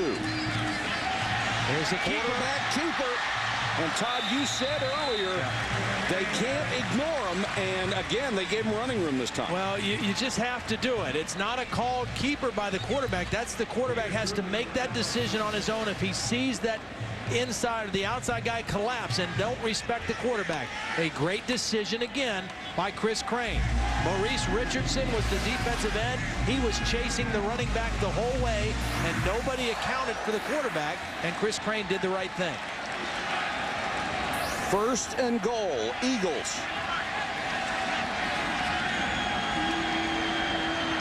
Crane out of the shotgun. And they'll whistle this one dead. Number 78 offense. 5-yard penalty. First down. Boy, those are killer penalties. You know, your offense has only scored 3 points. You've had good field position, and you haven't been able to get on the scoreboard or in the end zone. And now you're down in there inside the 10-yard line with a first down, and you get a false start. And now you back yourself up outside the 10. I mean, you don't want to help Notre Dame's defense out in this situation.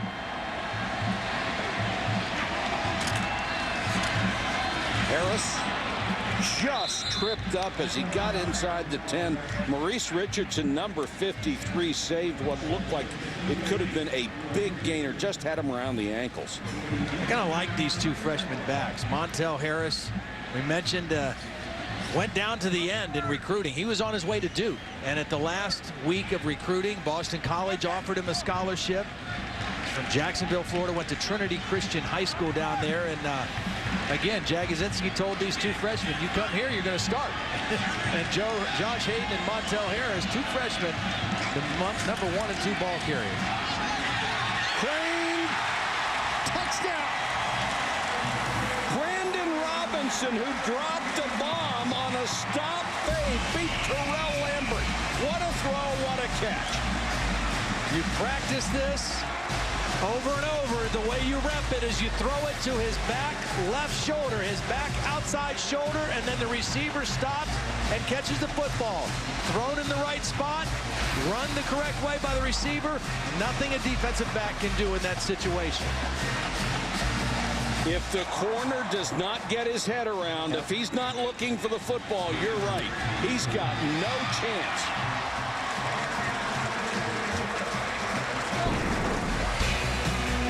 The fumble on the return by Golden Tate, the third for the Irish, sets up a touchdown march, making it 17-0. 59.99. Clear, ESPN HD, and Boston College working up a little bit of a lather here as they're leading 17-0 over the Fighting Irish of Notre Dame. BC has won 5 in a row in this series. Tell you what, they have come to play tonight, too, particularly on the defensive end, trying to avoid a 3-game losing streak. Lost their last 2, playing extremely well tonight. Golden Tate, who would love to atone for that mistake on the punt return. Boy, another penalty on a return. Got it out to the 32. During the return, look at block in the back. Number 25 return team. That's 2 on him. That's 2 penalties on returns for Jonas Gray of Notre Dame. And the turnovers has been the story tonight for Notre Dame. Jimmy Clausen with a pair of interceptions, one of which was returned for a touchdown. Another one killed a potential scoring drive for the Irish. And then here in the third quarter, they tried to get the ball for their first possession, and it was fumbled by Tate, and it led to a Boston College touchdown. And a 17-0 Eagle lead at this point. And psychologically, Notre Dame needs something in the worst way. Clausen comes out, completes it to Tate. He's up to the 30. And if you're honest in your evaluation about the Irish, they are so much better than they were a year ago, but this is still not a really good football team. Well, and you've got to say this, too. I mean, they're 5-3 coming into the ball game tonight, but their wins have been against San Diego State, Michigan, who we know is a down football program, Purdue, Stanford, and Washington. They have not beaten anybody really of note this season. Their losses to Michigan State, North Carolina, and Pittsburgh last week in 4 overtime. Clausen under pressure, throws to Allen, somehow stayed alive long enough to get the completion, but for no gain. Hertzlich again, very aggressive on defense. Boston College's defense is impressing me. I watched about 3 games on tape, and I was impressed, but I really thought they would miss. You know, they've lost 2 key starters off of this defense this year to injuries. Brian Toll, their starting linebacker, broke a leg in the Virginia Tech game. Alex Albright, their best pass rusher a year ago from a defensive end position, had a neck injury in the 2nd game of the season. Well, they haven't missed a beat tonight. They look outstanding. Come on a blitz. And Clausen can't get rid of it this time. Ramella from the right side gets his 2nd sack of the year. But it's the push inside that starts it. Watch the push inside again by Raji. He just drives the center right back into the lap of the quarterback, and as Clausen tries to move out of there, he runs right into Ramella. these two tackles, and most particularly B.J. Raji, who could very well be a first or second round draft pick, they just clog everything up and they push everything back. They don't just take up space, they create havoc in the backfield. They were trying to block Warmella with a tight end, and that didn't work. 3rd and 19 for Clausen. Pressure coming. Screen. Allen cuts it back. Good game, but not nearly enough to get them in first down territory. Akins makes another tackle. Notre Dame not good enough to make these kind of mistakes and beat a good ball club. And I'll tell you what, I think Charlie Weiss has got to be really surprised, because talking to him before the game, he really felt like they were getting very close to being a very good offensive football team. I mean, he really had that feeling. Mike Haywood talking to him, they felt like they had a real good beat on this Boston College defense and their blitzes, and there's a block. Blocked! Boston College will get the football as Moma, the backup wide receiver, came in and got it right off the foot of the kicker, Eric Moss. Moma is 6'6". He's right here lined up. He's going to get right inside and use that big long body to get the block. Last week, Moss had his first block punt against Pittsburgh. This time, another block in the next game. Very crucial again, and Boston College set up again in great field position. A straight line, the shortest distance between 2 points, and he came right up the gut. This could be the killer drive if Boston College could take advantage. Outstanding defensive play that time by Harrison Smith, who would not let Chris Crane get by after Crane kept the ball in the option.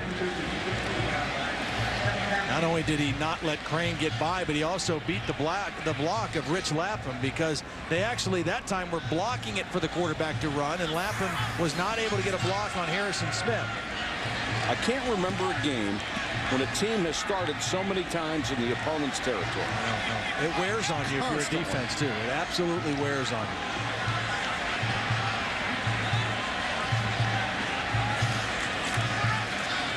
Crane, good protection again, throws underneath. And Robert Blanton showing closing speed on that play. This was last week in the close loss to Clemson. They were down 17-7 early in the fourth quarter. Justin Jarvis, a wide receiver, got the block. Roderick Rollins was able to pick it up and return it 25 yards for a touchdown, and that really started Boston College's comeback in that football game. So back-to-back weeks, block punts by wide receivers, and in this case, set up again for another scoring opportunity.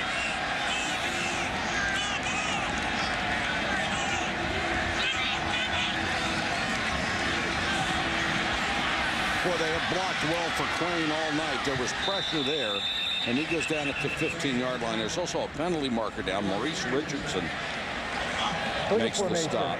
Offense. Only 6 men on the line of scrimmage. 5-yard penalty. 3rd down.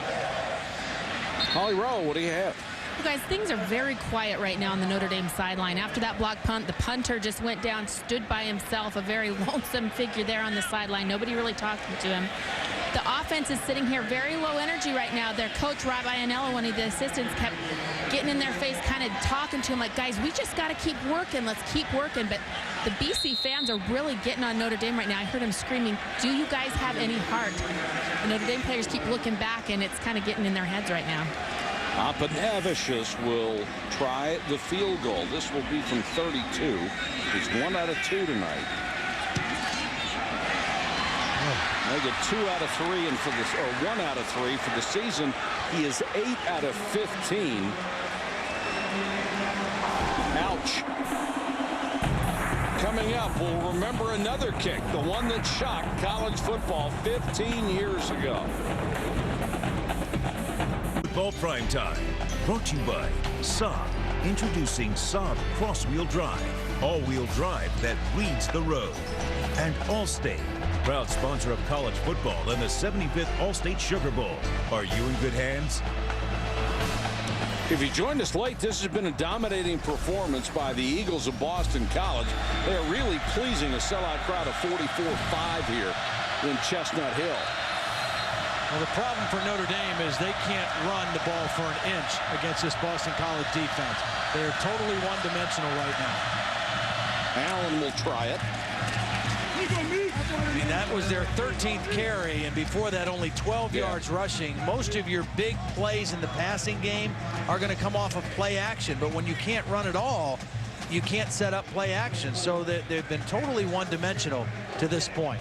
Well, they're 91st in the country coming in and rushing. Their strength has been Clausen throwing the ball, but you can't be totally one-dimensional and hope to succeed. Well, and again, against a good defense where you get chances to get big chunks of yardage in your passing game, typically are off of play action, not drop back or not shotgun throws down the field.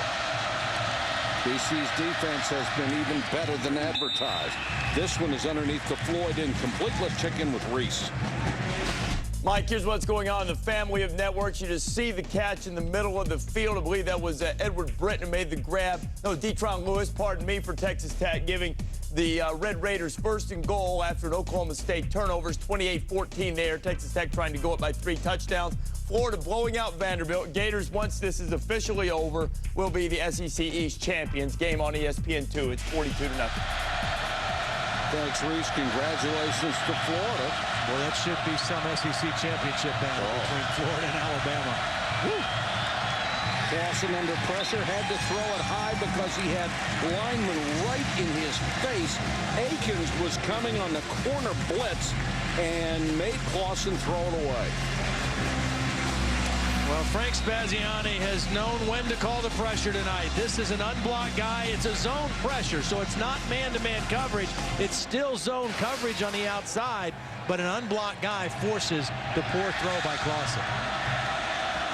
Most will punt again. Remember, the last one was blocked. Gunnell is the deep man. Returnable kick. Gunnell will signal for a fair catch. Let's take a look back at 1993.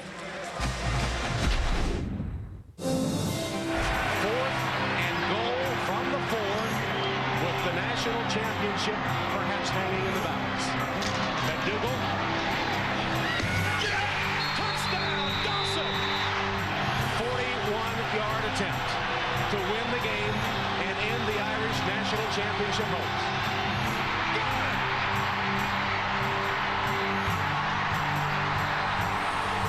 41-39 the final, a 41-yard last-second field goal. Notre Dame's got a lot of work to do tonight before they have a chance to pull off that kind of dramatic comeback. And let's check in with Holly with a special guest. Well, David Gordon is the kicker who made that very famous kick back in '93. There's 5 seconds left on the clock. You're facing the #1 team in the country. What was going through your mind at that point? I was just basically focused on making the kick, and hopefully I was going to get a good snap and hold, and that was the case, and I knew I could make the kick. You did make it. How did that kick change the course of your life from that point on? I've had so many people come up to me and just thank me for making that kick, all positive. There are a few Notre Dame fans that we know that don't like me too much, but overall, the BC fans are very happy with it. So. I know kickers get a lot of grief, but what is it like in that moment when, you know, everybody talks about how uneven kickers can be, but to come through in a moment like that, how does that stand up for the kickers everywhere else? Well, in my case, it was just great preparation that Coach Coughlin, we practiced it all the time, every Thursday, and I was very prepared, and mentally I knew I could do it because I didn't practice, and I knew I could do it. So. And he did, and it changed the course of history. All right, thanks, Holly. It is a lonely life of a kicker, particularly when things are not going well, like they're not for Apanavicius. Ian Williams with a good block of the quarterback, Chris Crane, that time. Yeah, I still kind of like my bullpen idea. Fan you are. Yeah. Well, they're important, but I just like to keep them sequestered. Call them when you need them.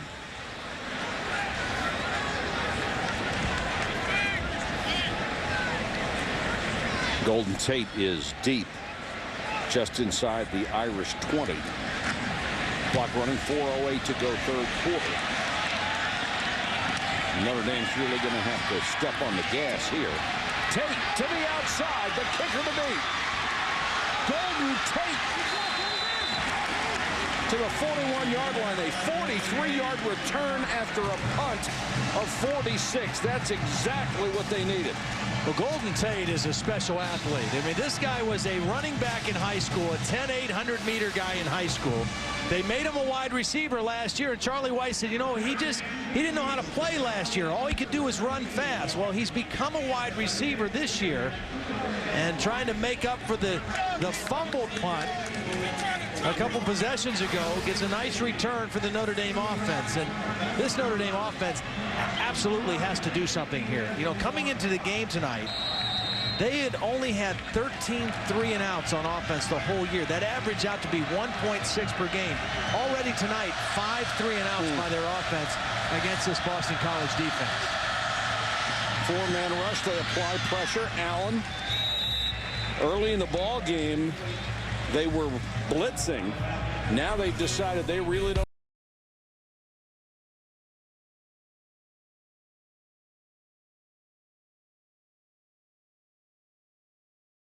Both his father and granddad. His father played wide receiver for the Colts, and he was selected by the Diamondbacks in the Major League Baseball draft.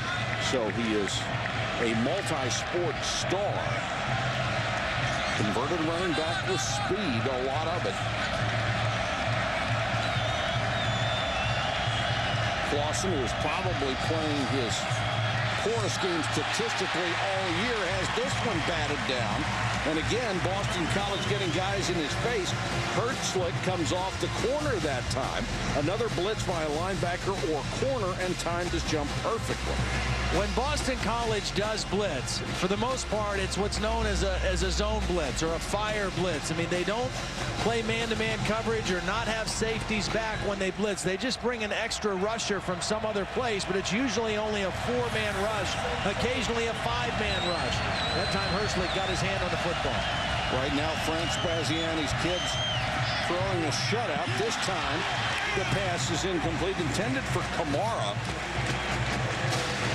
Roderick Rollins on the coverage. I think Notre Dame has to go for it here. I don't think they can afford to punt the football. They've got guys open because the corners for Boston College, I mean, they got to bail out of there. You can get an out route in against these guys, but you got to protect your quarterback first. 4th and 6.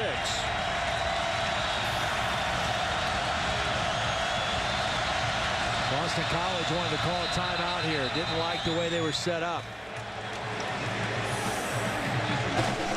When you're down 17-0, you have to start taking chances even with 3:01 to go in the third. College football primetime presented by Hampton Hotels. Notre Dame going for it on 4th down from the BC 41 with 3:01 to go. Third quarter, they are down by 3 scores.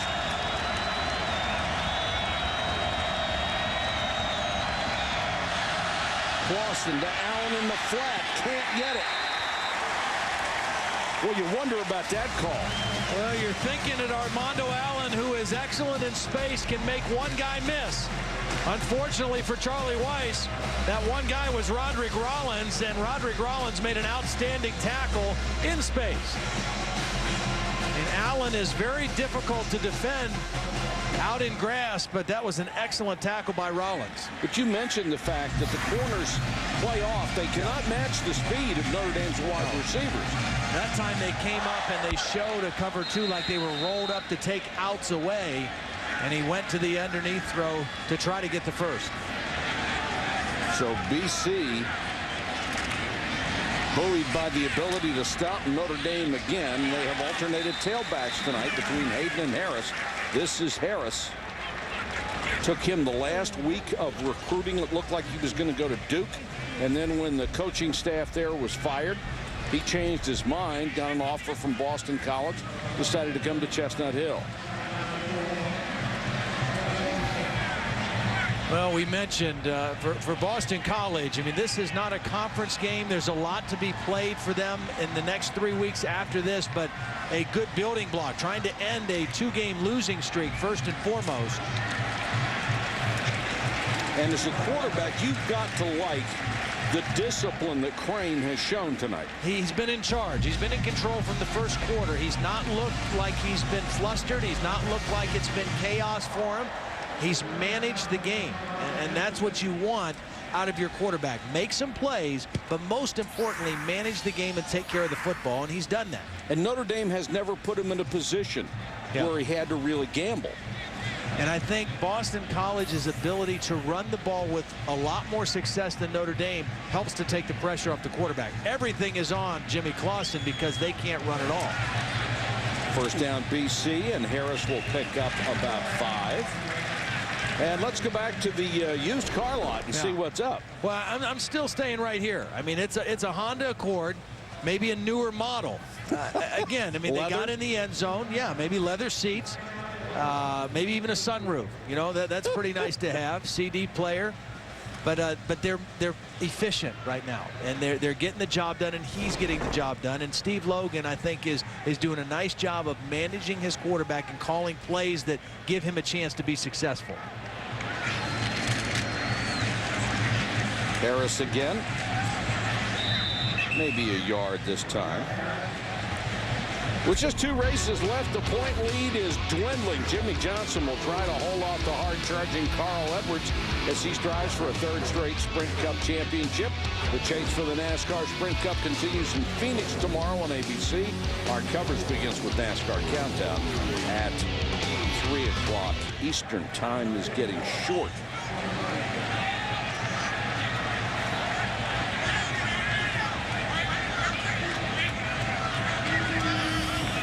The clock is BC's friend right now. Crane under pressure. Blitz in his face. That would be the easiest pick they'd ever get. And this may be... Well, there's a late flag as well. Brian Smith was charging on a blitz and drilled Crane. Rashawn McNeil had the ball right in his tummy and couldn't hold it. Crane just trying to unload that before the sack by Smith and threw it behind his receiver and almost picked off by McNeil, as you mentioned. Could have been a pick 6, and that would have been a huge play. An ineligible receive downfield, number 87. The penalties decline. 4th down. It's Lars Anderson, a backup tight end. He must have been covered up. And they'll have to punt it away.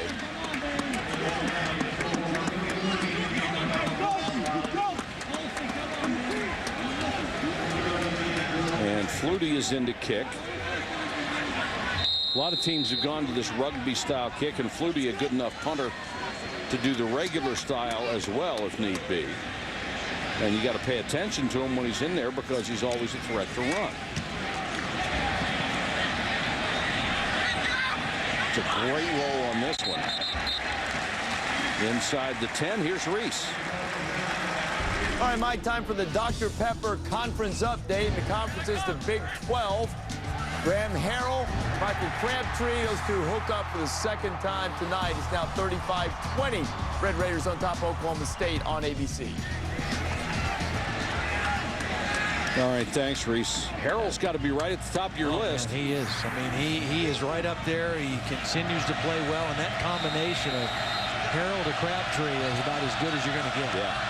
They are really good and on the same page. Whoever wins that conference is something. This year, there is so much talent. Clausen complete on the out. It's now 18 out of 32, but it's under 150 yards for Jimmy Clausen. That is going to be the last play of the 3rd quarter. We'll talk more quarterbacking with Todd, particularly about his Heisman choices right now, when we come back for the start of the 4th quarter.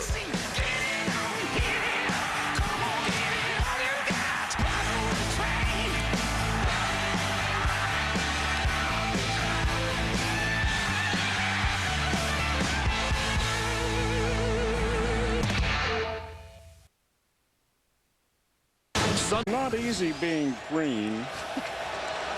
Having to spend your whole life the color of the leaves. Yeah, we're getting a little punchy. No, I didn't. No, I was very impressed. 17-0 as we start the fourth quarter. Clausen trying to make something happen. Floyd flag down. I think that was a catch.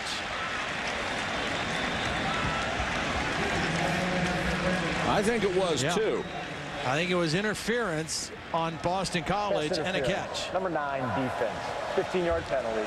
Automatic first down. You know, they've got to get. It wasn't, but I thought it was. Yeah, well, they've got to get this guy involved. He's been too integral part of their success this year offensively. Michael Floyd, the true freshman out of St. Paul, Minnesota, 6'3", 215 pounds. Was not a catch. Yeah. But they got to keep throwing it at him. Yes, they do. You know, I mean, they've thrown it to Tate tonight. They haven't given Michael Floyd as many opportunities to do something with the ball. Only 4 catches. I think they got to keep trying to feed him the football. He came in with 7 touchdowns. That's number 1 on the club.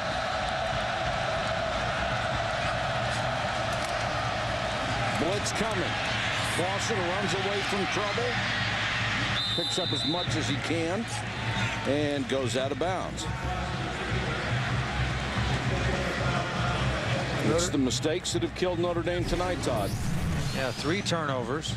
One of those interceptions returned for a touchdown, a blocked punt, a couple costly penalties, and really this is not a miscue, but just a no running game, virtually no running game. Boston College has done 2 things really well on defense tonight.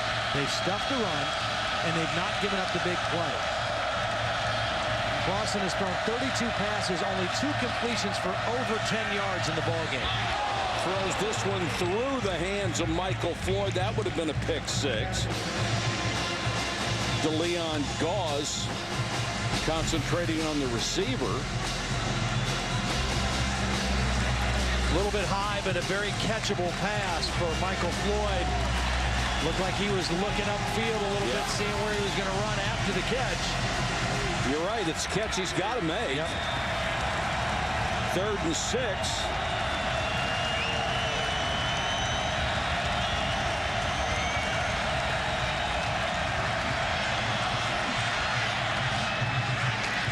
Underneath to Tate, and Tate right at the sticks. McLaughlin, the middle linebacker, stopped him, and if the yellow line is accurate, and it normally is, well, they've spotted it 3 different places now. The referee picked it up, spotted it beyond the line, put it back even with the line, then put it back ahead of the line. And it will be a first down. As spotting is an art, not a science, huh?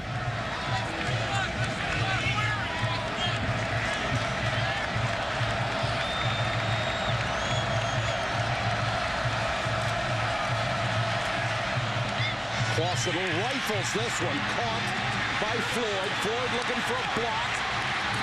Big play inside the 30. Got him on a crossing route, and Floyd did the rest for 31. Well, that's the biggest play they've had tonight. 31 yards. Coming into the game tonight, they'd had 17 plays, pass plays of over 30 yards. We just mentioned only 2 completions for over 10 yards before this one. 31 yards, and again, you see the skills and the talent after the catch of Michael Floyd. Big, strong, and fast. And a big play for the Irish. It's a good combination. Yes.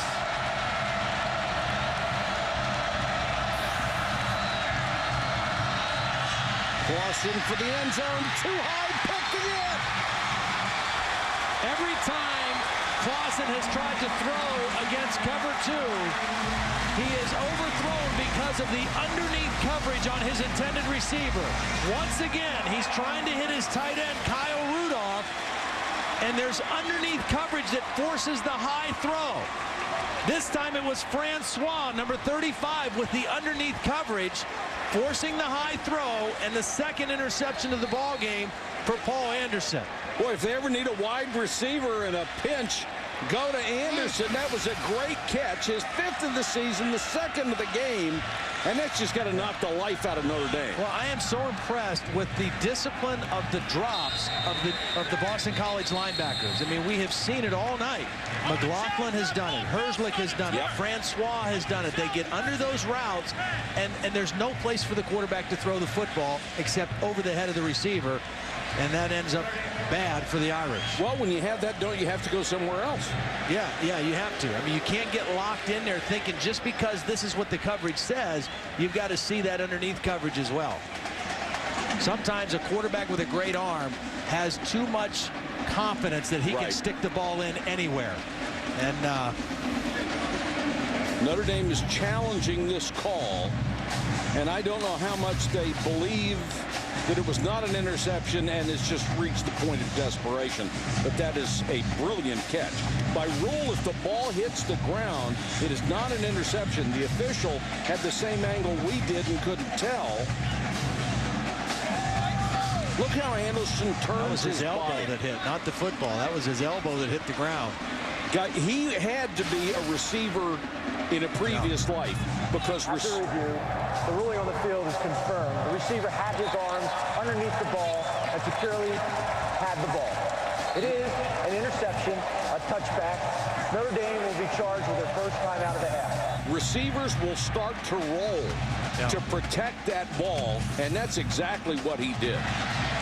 Coming into the night, he was tied for the team lead with 3 interceptions. 2 more tonight puts him square in front with 5. And again, for Chris Crane, it's be smart with the football. Turnovers have destroyed Notre Dame tonight, and your ability to protect the football has been a big key to your success. There's not going to be anything real fancy coming from BC's offense right now. Harris gets a couple on the ground. Here's Holland. Well, guys, when we spoke with Notre Dame quarterback Jimmy Clausen this week, he said his biggest concern playing against BC was how confusing they are in the back end of their defense. He said they show a real vanilla look, and then they roll. They change a lot of different things. He said, you know, I have concerns with that because what they show you pre-snap isn't what you always get.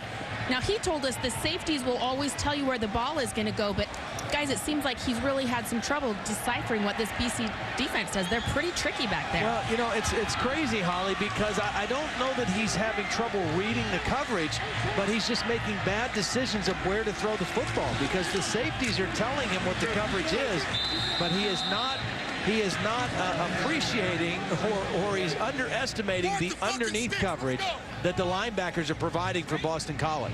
Well, there's that old line you hear from quarterbacks and coaches, safeties don't lie. Yeah. They have to play certain ways in certain defenses, and they're always going to tell you if you're smart enough to figure it out. But the bottom line is, BC's defense has been terrific. They absolutely have. Raining harder now, which is not going to help Notre Dame's cause. And the clock just continues to tick away. They'll whistle this play dead. Right now with Chris Crane.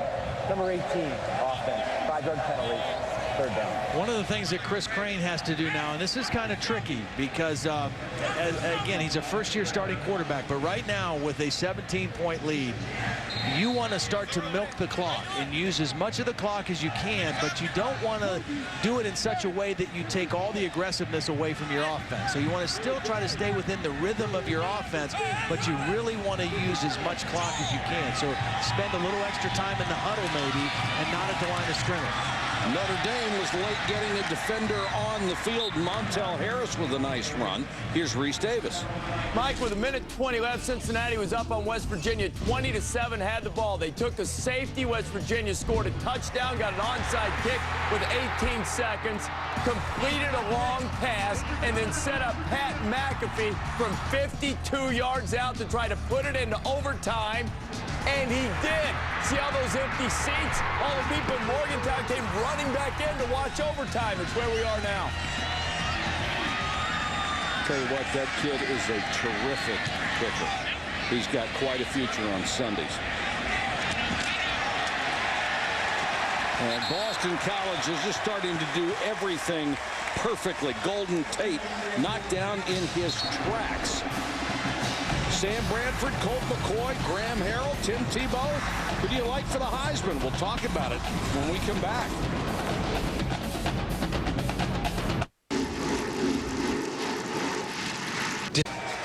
Let's take a look at the ESPNU All-State Standings Review. Trouble at the top for Joe Pa and my partner. Pretty tough day to go through when your heart gets involved, isn't it? Yeah, it is. But Iowa deserved to win. There's no question. They outplayed Penn State today. So Penn State is going to drop out of the national championship picture. Allen on the draw. There is a flag down on the play. And Allen out to about the 38-yard line will check the penalty. Offsides, line up in the neutral zone. Number 47 defense. The penalties decline. Result of the play is first down. They'll decline that penalty and take the gain. And, of course, Alabama struggled. Texas Tech looks like they'll solidify their hold on number 2. And probably the teams just below Penn State will move up a notch. Yeah. Nobody seemed to do anything out of the ordinary. Well, I think Penn State, they may even drop below a couple of those other one-loss teams. I could see them dropping below Florida, USC, Oklahoma. Now the Big Ten becomes very interesting because you've got Ohio State, Penn State, and Michigan State all right there together.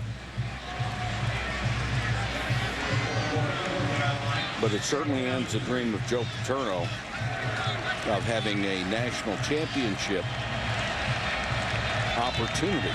It's going to be very difficult, but remember, November isn't over yet. Last year we thought we knew what was going to happen, but we obviously didn't. And it's no easy road for Texas Tech to finish this season either. Alabama, of course, will play Mississippi State and Auburn, and then they're going to have to play presumably Florida in the SEC I think that's already set. Yeah, I think Florida's already locked up the SEC East. And talk about a showdown. Yeah, that will be, because Florida playing extremely well right now, much better than earlier in the year.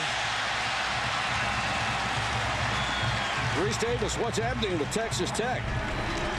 It's the Michael Crabtree Show making a statement again. Graham Harrell put it up there for 05. He'll pull it down for you. Red Raiders 42-20 on ABC, making an emphatic statement to their place atop the Big 12. 42-20. Unbelievable. Talent galore in that conference. Allen underneath. And Boston College is going to give them just about all of those that they want. There's a flag down back near Clawson. Yeah, I got another roughing the passer. Number 52 in the defense. Contact to the helmet. 15-yard penalty and an automatic first down. That's Austin Giles, whose brother Zach was a center for 4 years at Notre Dame. And look at Frank Spaziani out there to meet him. I mean, he doesn't want any of his guys doing anything at this point to take away from what his team is doing. The end of the throw. Austin Giles, it's just the hand up there above the head. I mean, the tackle wasn't so much as it was the, it just. Boy, that's a tough call. Yeah. And some frustration on the part of Jimmy Clawson as well. Clawson trying to scramble, look out from behind. Down he goes to the 28-yard line. Good closing speed by Ramella. The defensive end got Clawson. In this Boston College defense, last year they finished number 2 nationally in rush defense, and coming into the game tonight, the second best defense in just about every category in the ACC behind Florida State. The only team playing better defense in the league than Boston College. They only had 228 yards in total offense so far tonight against that BC defense. Rudolph, the tight end, makes the catch. Guys like Herzlich have really played well. Their linebackers are very active. They had those 2 tremendous tackles to keep the pressure off of the linebackers, and Herzlich one away from double digits. I thought it was a funny story, too, when we were visiting with him yesterday. After we got done visiting with him, very pleasant young man, he left the room, and and came back in a little bit later. He said, you know, I want to tell you this other story. I got a call from my grandfather. I'll tell you after this play the rest of that story. Boston for the end zone overthrown. Anyway, he said his grandfather called and said, hey, tomorrow in the game, you may want to take it easy on the fullback for Notre Dame, Asaph Swoop, because he's dating your cousin. So, well, we'll just have to see about that. Mark Herzlich, an outstanding football player for these Eagles. We get a lot of smart kids at both of these schools. They're always near the top of the graduation rates for football players. Notre Dame was #1. Boston College last year was #1 for schools in the top 25. 4th and 1, Notre Dame obviously will have to go for it. Allen, the tailback. My goodness. If they got it by an inch. What defense? And this B.J. Raji is everything he was advertised to be. I mean, I knew coming in that Frank Spaziani said he's the real deal, and you watch him on tape. He's powerful, he's quick. He is a dominant defensive interior lineman. And that looks about 2 feet short. Gosh. Yeah, he is. He is quite a player. And when you have those 2 tackles that can stonewall the middle, there's a lot of things you can do. Yep. And Boston College will take over on downs. What a defensive show by these guys tonight. Well, Jeff Jagodzinski said when he got the job last year, the best thing that happened was he was able to convince Frank Spaziani, the coordinator, and Bill McGovern, the linebacker coach, to stay on the staff and keep that defensive continuity. They've done that. What would you do if I sang out of tune? Would you stand up and walk out on me? Let me Hotels at Hampton. We love having you here. And in part by the phenomenal 4 from Mitsubishi. 4 cars, 4 cylinders, 0 compromises. Boston College really pumped up about what they have done to the Notre Dame Fighting Irish tonight. 8:08 to go in the ball game. BC takes over on downs, up 17-0, and they'll be working on the clock.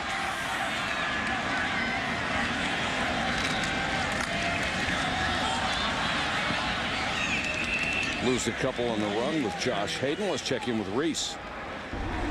All right, Mike, want to show you how West Virginia and Cincinnati finished up. West Virginia kicked a field goal in overtime. Tony Pike, Kazim Ali, and the Bearcats, who seemingly had blown it, pulled it out of the fire 26-23. It might be Cincinnati and Pitt, the West Virginia's still in it for the Big East. Florida's cruising on ESPN2. USC and Cal in a struggle, 10-3 in the 4th quarter. And by the way, Texas Tech has scored again. It's 49-20.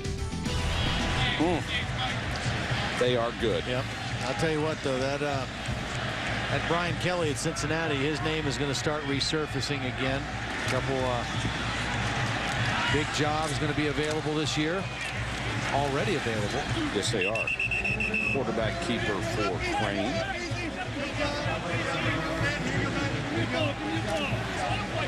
I think the biggest job opening right now is at Clemson.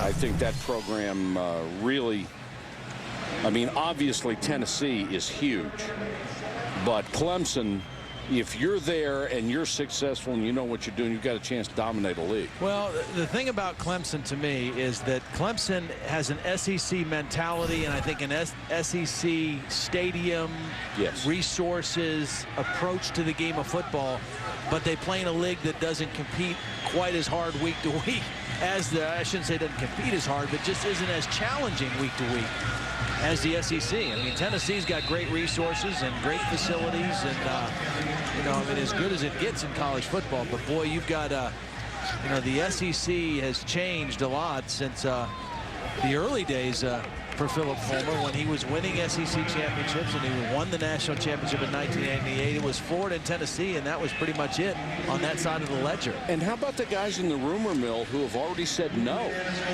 to the possibility even of going back to Tennessee? I mean, David Cutcliffe at Duke said, I'm at Duke. I'm not going anywhere. Butch Davis, and I don't blame Butch Davis either. I think I watched his team on tape against both Notre Dame and Boston College, And North Carolina is a team that is very close to being good. I mean, some very good talent. Yes, they do. Number 19, offense. 5-yard penalty, 4th down. And that's the Steve same. Spurrier said the same thing, that he wasn't going to go back. Yeah, and that's the same argument for Butch Davis. I mean, you play in a league in the ACC, if you can recruit the kind of talent he's accustomed to having, he can make some real noise in that conference and get to BCS bowl games.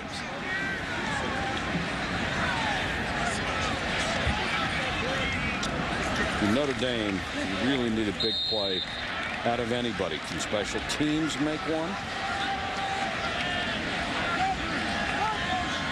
Quigley's job is just to get it out of there.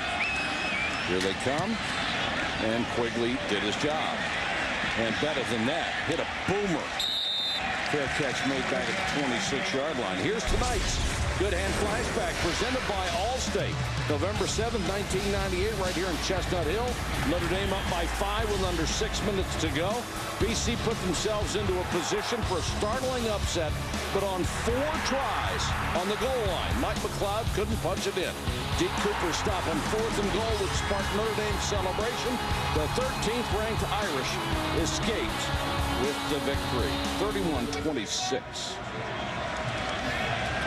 If they escape with a victory tonight, it's going to be Houdini-like, because we're already down to 5:30 and they haven't scored in this game at all.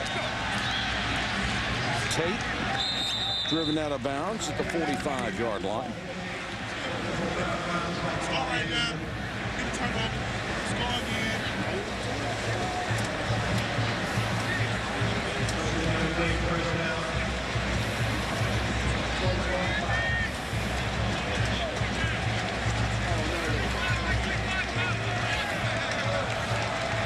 Clausen has had a very pedestrian night, as has the rest. Notre Dame offense. Clausen in trouble. Flag goes down. That's a sack for B.J. Raji. And a penalty marker as well. Holding. Number 78 offense. 10-yard penalty. 1st down. Trevor Robinson, only the 5th true freshman ever to start on Notre Dame's offensive line. This was a team that gave up 58 sacks a year ago. That's almost an unimaginable number, especially if you're a quarterback. You just can't imagine being hit that many times. Well, the thing you got to remember, though, is that with sacks, it's not always just the offensive line. Now, I say that because my dad was an offensive line coach for about 30 years, so I have to say a good one. And a good one.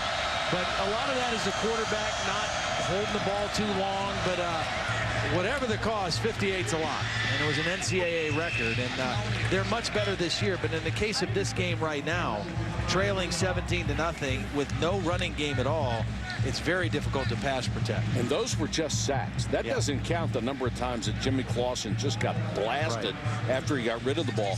He was beaten up so badly they had to bench him the last 2 games of the season, just basically to save him. Yeah. When you can't walk to class on Monday, it's time to sit down. Clausen will take off across midfield down to the 48. Well, you are the Heisman expert, sir. You have a vote. How does Harrell look on your list? Well, I think he's at the top of the list right now, because what he's doing and what Texas Tech is doing, he's playing at an extremely high level. I mean, all these guys are. I mean, Sam Bradford is playing as well as anybody from the quarterback position, but Graham Harrell and Texas Tech, I mean, what they're doing right now is really, really impressive. And I've got Michael Crabtree on there because he's spectacular. I don't think that he's going to win the Heisman, but he is a spectacular player. And of course, Tim Tebow, he doesn't have near the numbers that he had a year ago. No. But I think maybe he may be a better all-around quarterback. And their football team right now is better than they were a year ago on the offensive side. Robert Hughes got that last carry, which you saw Doug Flutie's jersey. He won the Heisman. 1984. And they put up his statue yesterday outside one of the entrance gates here, immortalized in bronze. And knowing Doug, because one of the things that made Doug the spectacular player that he was such a fierce competitor, which I think he is still to this day. Yeah. If he plays pickup basketball or whatever. But he only got to play against Notre Dame one time in his career, and he lost that game 19-18 in the 1983 Liberty Bowl. And I'm sure that probably sticks in his craw to this day. You know, he threw for 287 yards and 3 touchdowns, but his team lost by 1 point. Well, he spent all those years in the Canadian League and played so well. He was the MVP up there, I believe, 3 or 4 times. Clausen going deep for the end zone and incomplete. And guess who? Paul Anderson almost got his 3rd pick. More on the statue, Holly Rowe. Well, guys, I kind of took an unofficial survey of some of the fans here tonight, what they thought about the statue, and kind of the common theme was it was a lot bigger than they expected. Now, Doug was a little bit of a diminutive quarterback. You know, he played bigger than life, so that was kind of the consensus here in the stadium. But Doug was really funny yesterday at the ceremony. He said, this is kind of weird. I come around BC all the time. I don't know if I'm going to be able to come around here because it's going to be kind of weird walking by myself.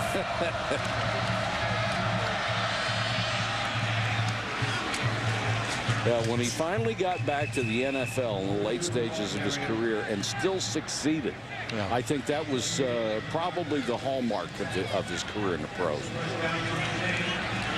Because everybody said, well, there's no way at that size that you can play quarterback in the NFL. Those days have passed. Yep.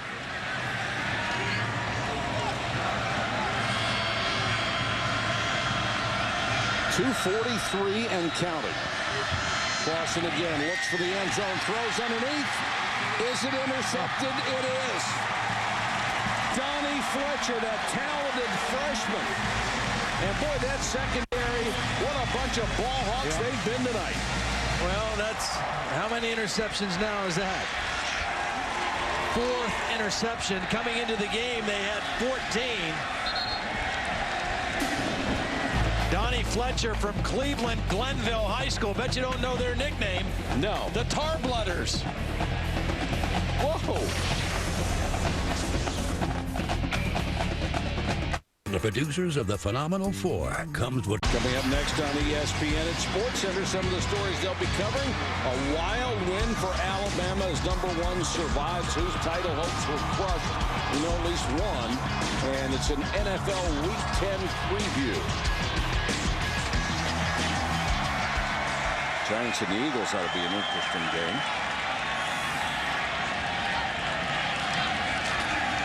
Well, Boston College, you're always looking for a statement win, and certainly this was it. And look at the effort there as they just keep pounding it out against Notre Dame. Well, this is a solid football team. I mean, defensively, we knew coming in that was the backbone of their team. They were even better than advertised tonight. And everything is in front of them. I mean, Jeff Jagodzinski told us, I mean, that, you know, we have 3 ACC games left after this. And teams that are ahead of us or right even with us, we're right in the thick of things. It's not an easy road, but at least it is out there for them. Yeah. And they still have a lot to play for, and that's all you can hope for. At this point in the season in November, to still have something to play for, a shot to get to the ACC championship game is a great thing. Montel Harris, a few more. And the ACC is such a jumble. It'll clear up in the next couple of weeks, of course. But Florida State came through with a win today, 4-2. Wake at 4-2.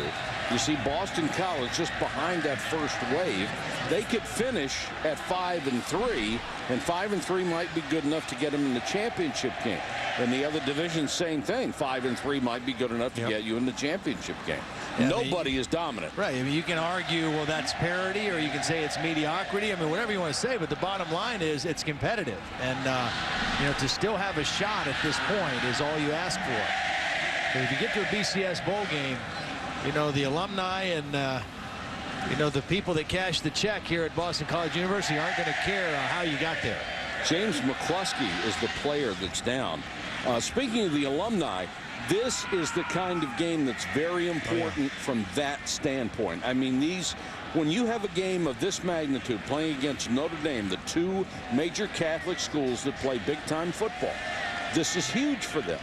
Absolutely huge. Yeah, it really is. I mean, And I think, quite honestly, that for the Boston College fans, there's probably a little bit of a chip on the shoulder, a little bit of a feeling like we're the little brother. Yeah. And, you know, Notre Dame has probably got the more the reputation and the bigger following. But, you know, for Boston College, as you see the trophy that they're playing for, the Frank Leahy Bowl. You know, this makes 6 in a row. Yeah, little brother is beating up on the big kid. And it evens up the series at 9 apiece. So, I mean, it's been a competitive series. Unfortunately, I think it's going away. They've got 2 more years to play. They will talk about renewing. Yeah. I think they have one. The paperwork hasn't been signed in like 2018, 2019. Tentatively talking about that. Then with the extra game that they have added, so there's a 12-game regular season, there is a chance. Notre Dame is trying to play 3 Big East schools a year. Boston College certainly would have been in that mix had they not gone to the ACC. Right. No, I think it's a pretty cool matchup. I do too. What's interesting about Boston College too, that one of those did you know? I didn't know this until I read it this week. And it looks like they're going to extend this streak, but they have the longest current active win streak against non-conference opponents of anybody in the country. It will go to 21 with this win tonight. The last non-conference game that they lost here was in 2004. They lost to Wake Forest 17-14. At that time, BC was a Big East team, and they lost to the ACC Wake Forest team. But this would be 21 non-conference wins in a row, the best in the nation. And a big win tonight for Jeff Jagodzinski. About as much fun to be around as you can find in college football. Yeah. He's just a super guy. And he'll be celebrating tonight as his Eagles will have pitched a shutout over visiting Notre Dame. This week on Monday Night Football, new head coach Mike Singletary trying to help San Francisco turn it around. They have to face Kurt Warner, Larry Fitzgerald, and the high-powered offense now possessed by the Arizona Cardinals. It's Monday Night Football on ESPN at 8:30. Our coverage starts at 7 Eastern with Monday Night Countdown delivered by UPS. They come to their feet at Alumni Stadium, and Charlie Weiss has to make a long and painful walk to the middle of the field to shake hands with Jeff Jagodzinski. Boston College will go to 6-3. Notre Dame will fall to 5-4. They are still not bowl eligible this year after a 3-9 disaster in 2007. BC earned it tonight, Todd. Absolutely. They were clearly the best team on the field tonight. Our final score, Boston College 17, Notre Dame nothing. Coming up next on ESPN, stay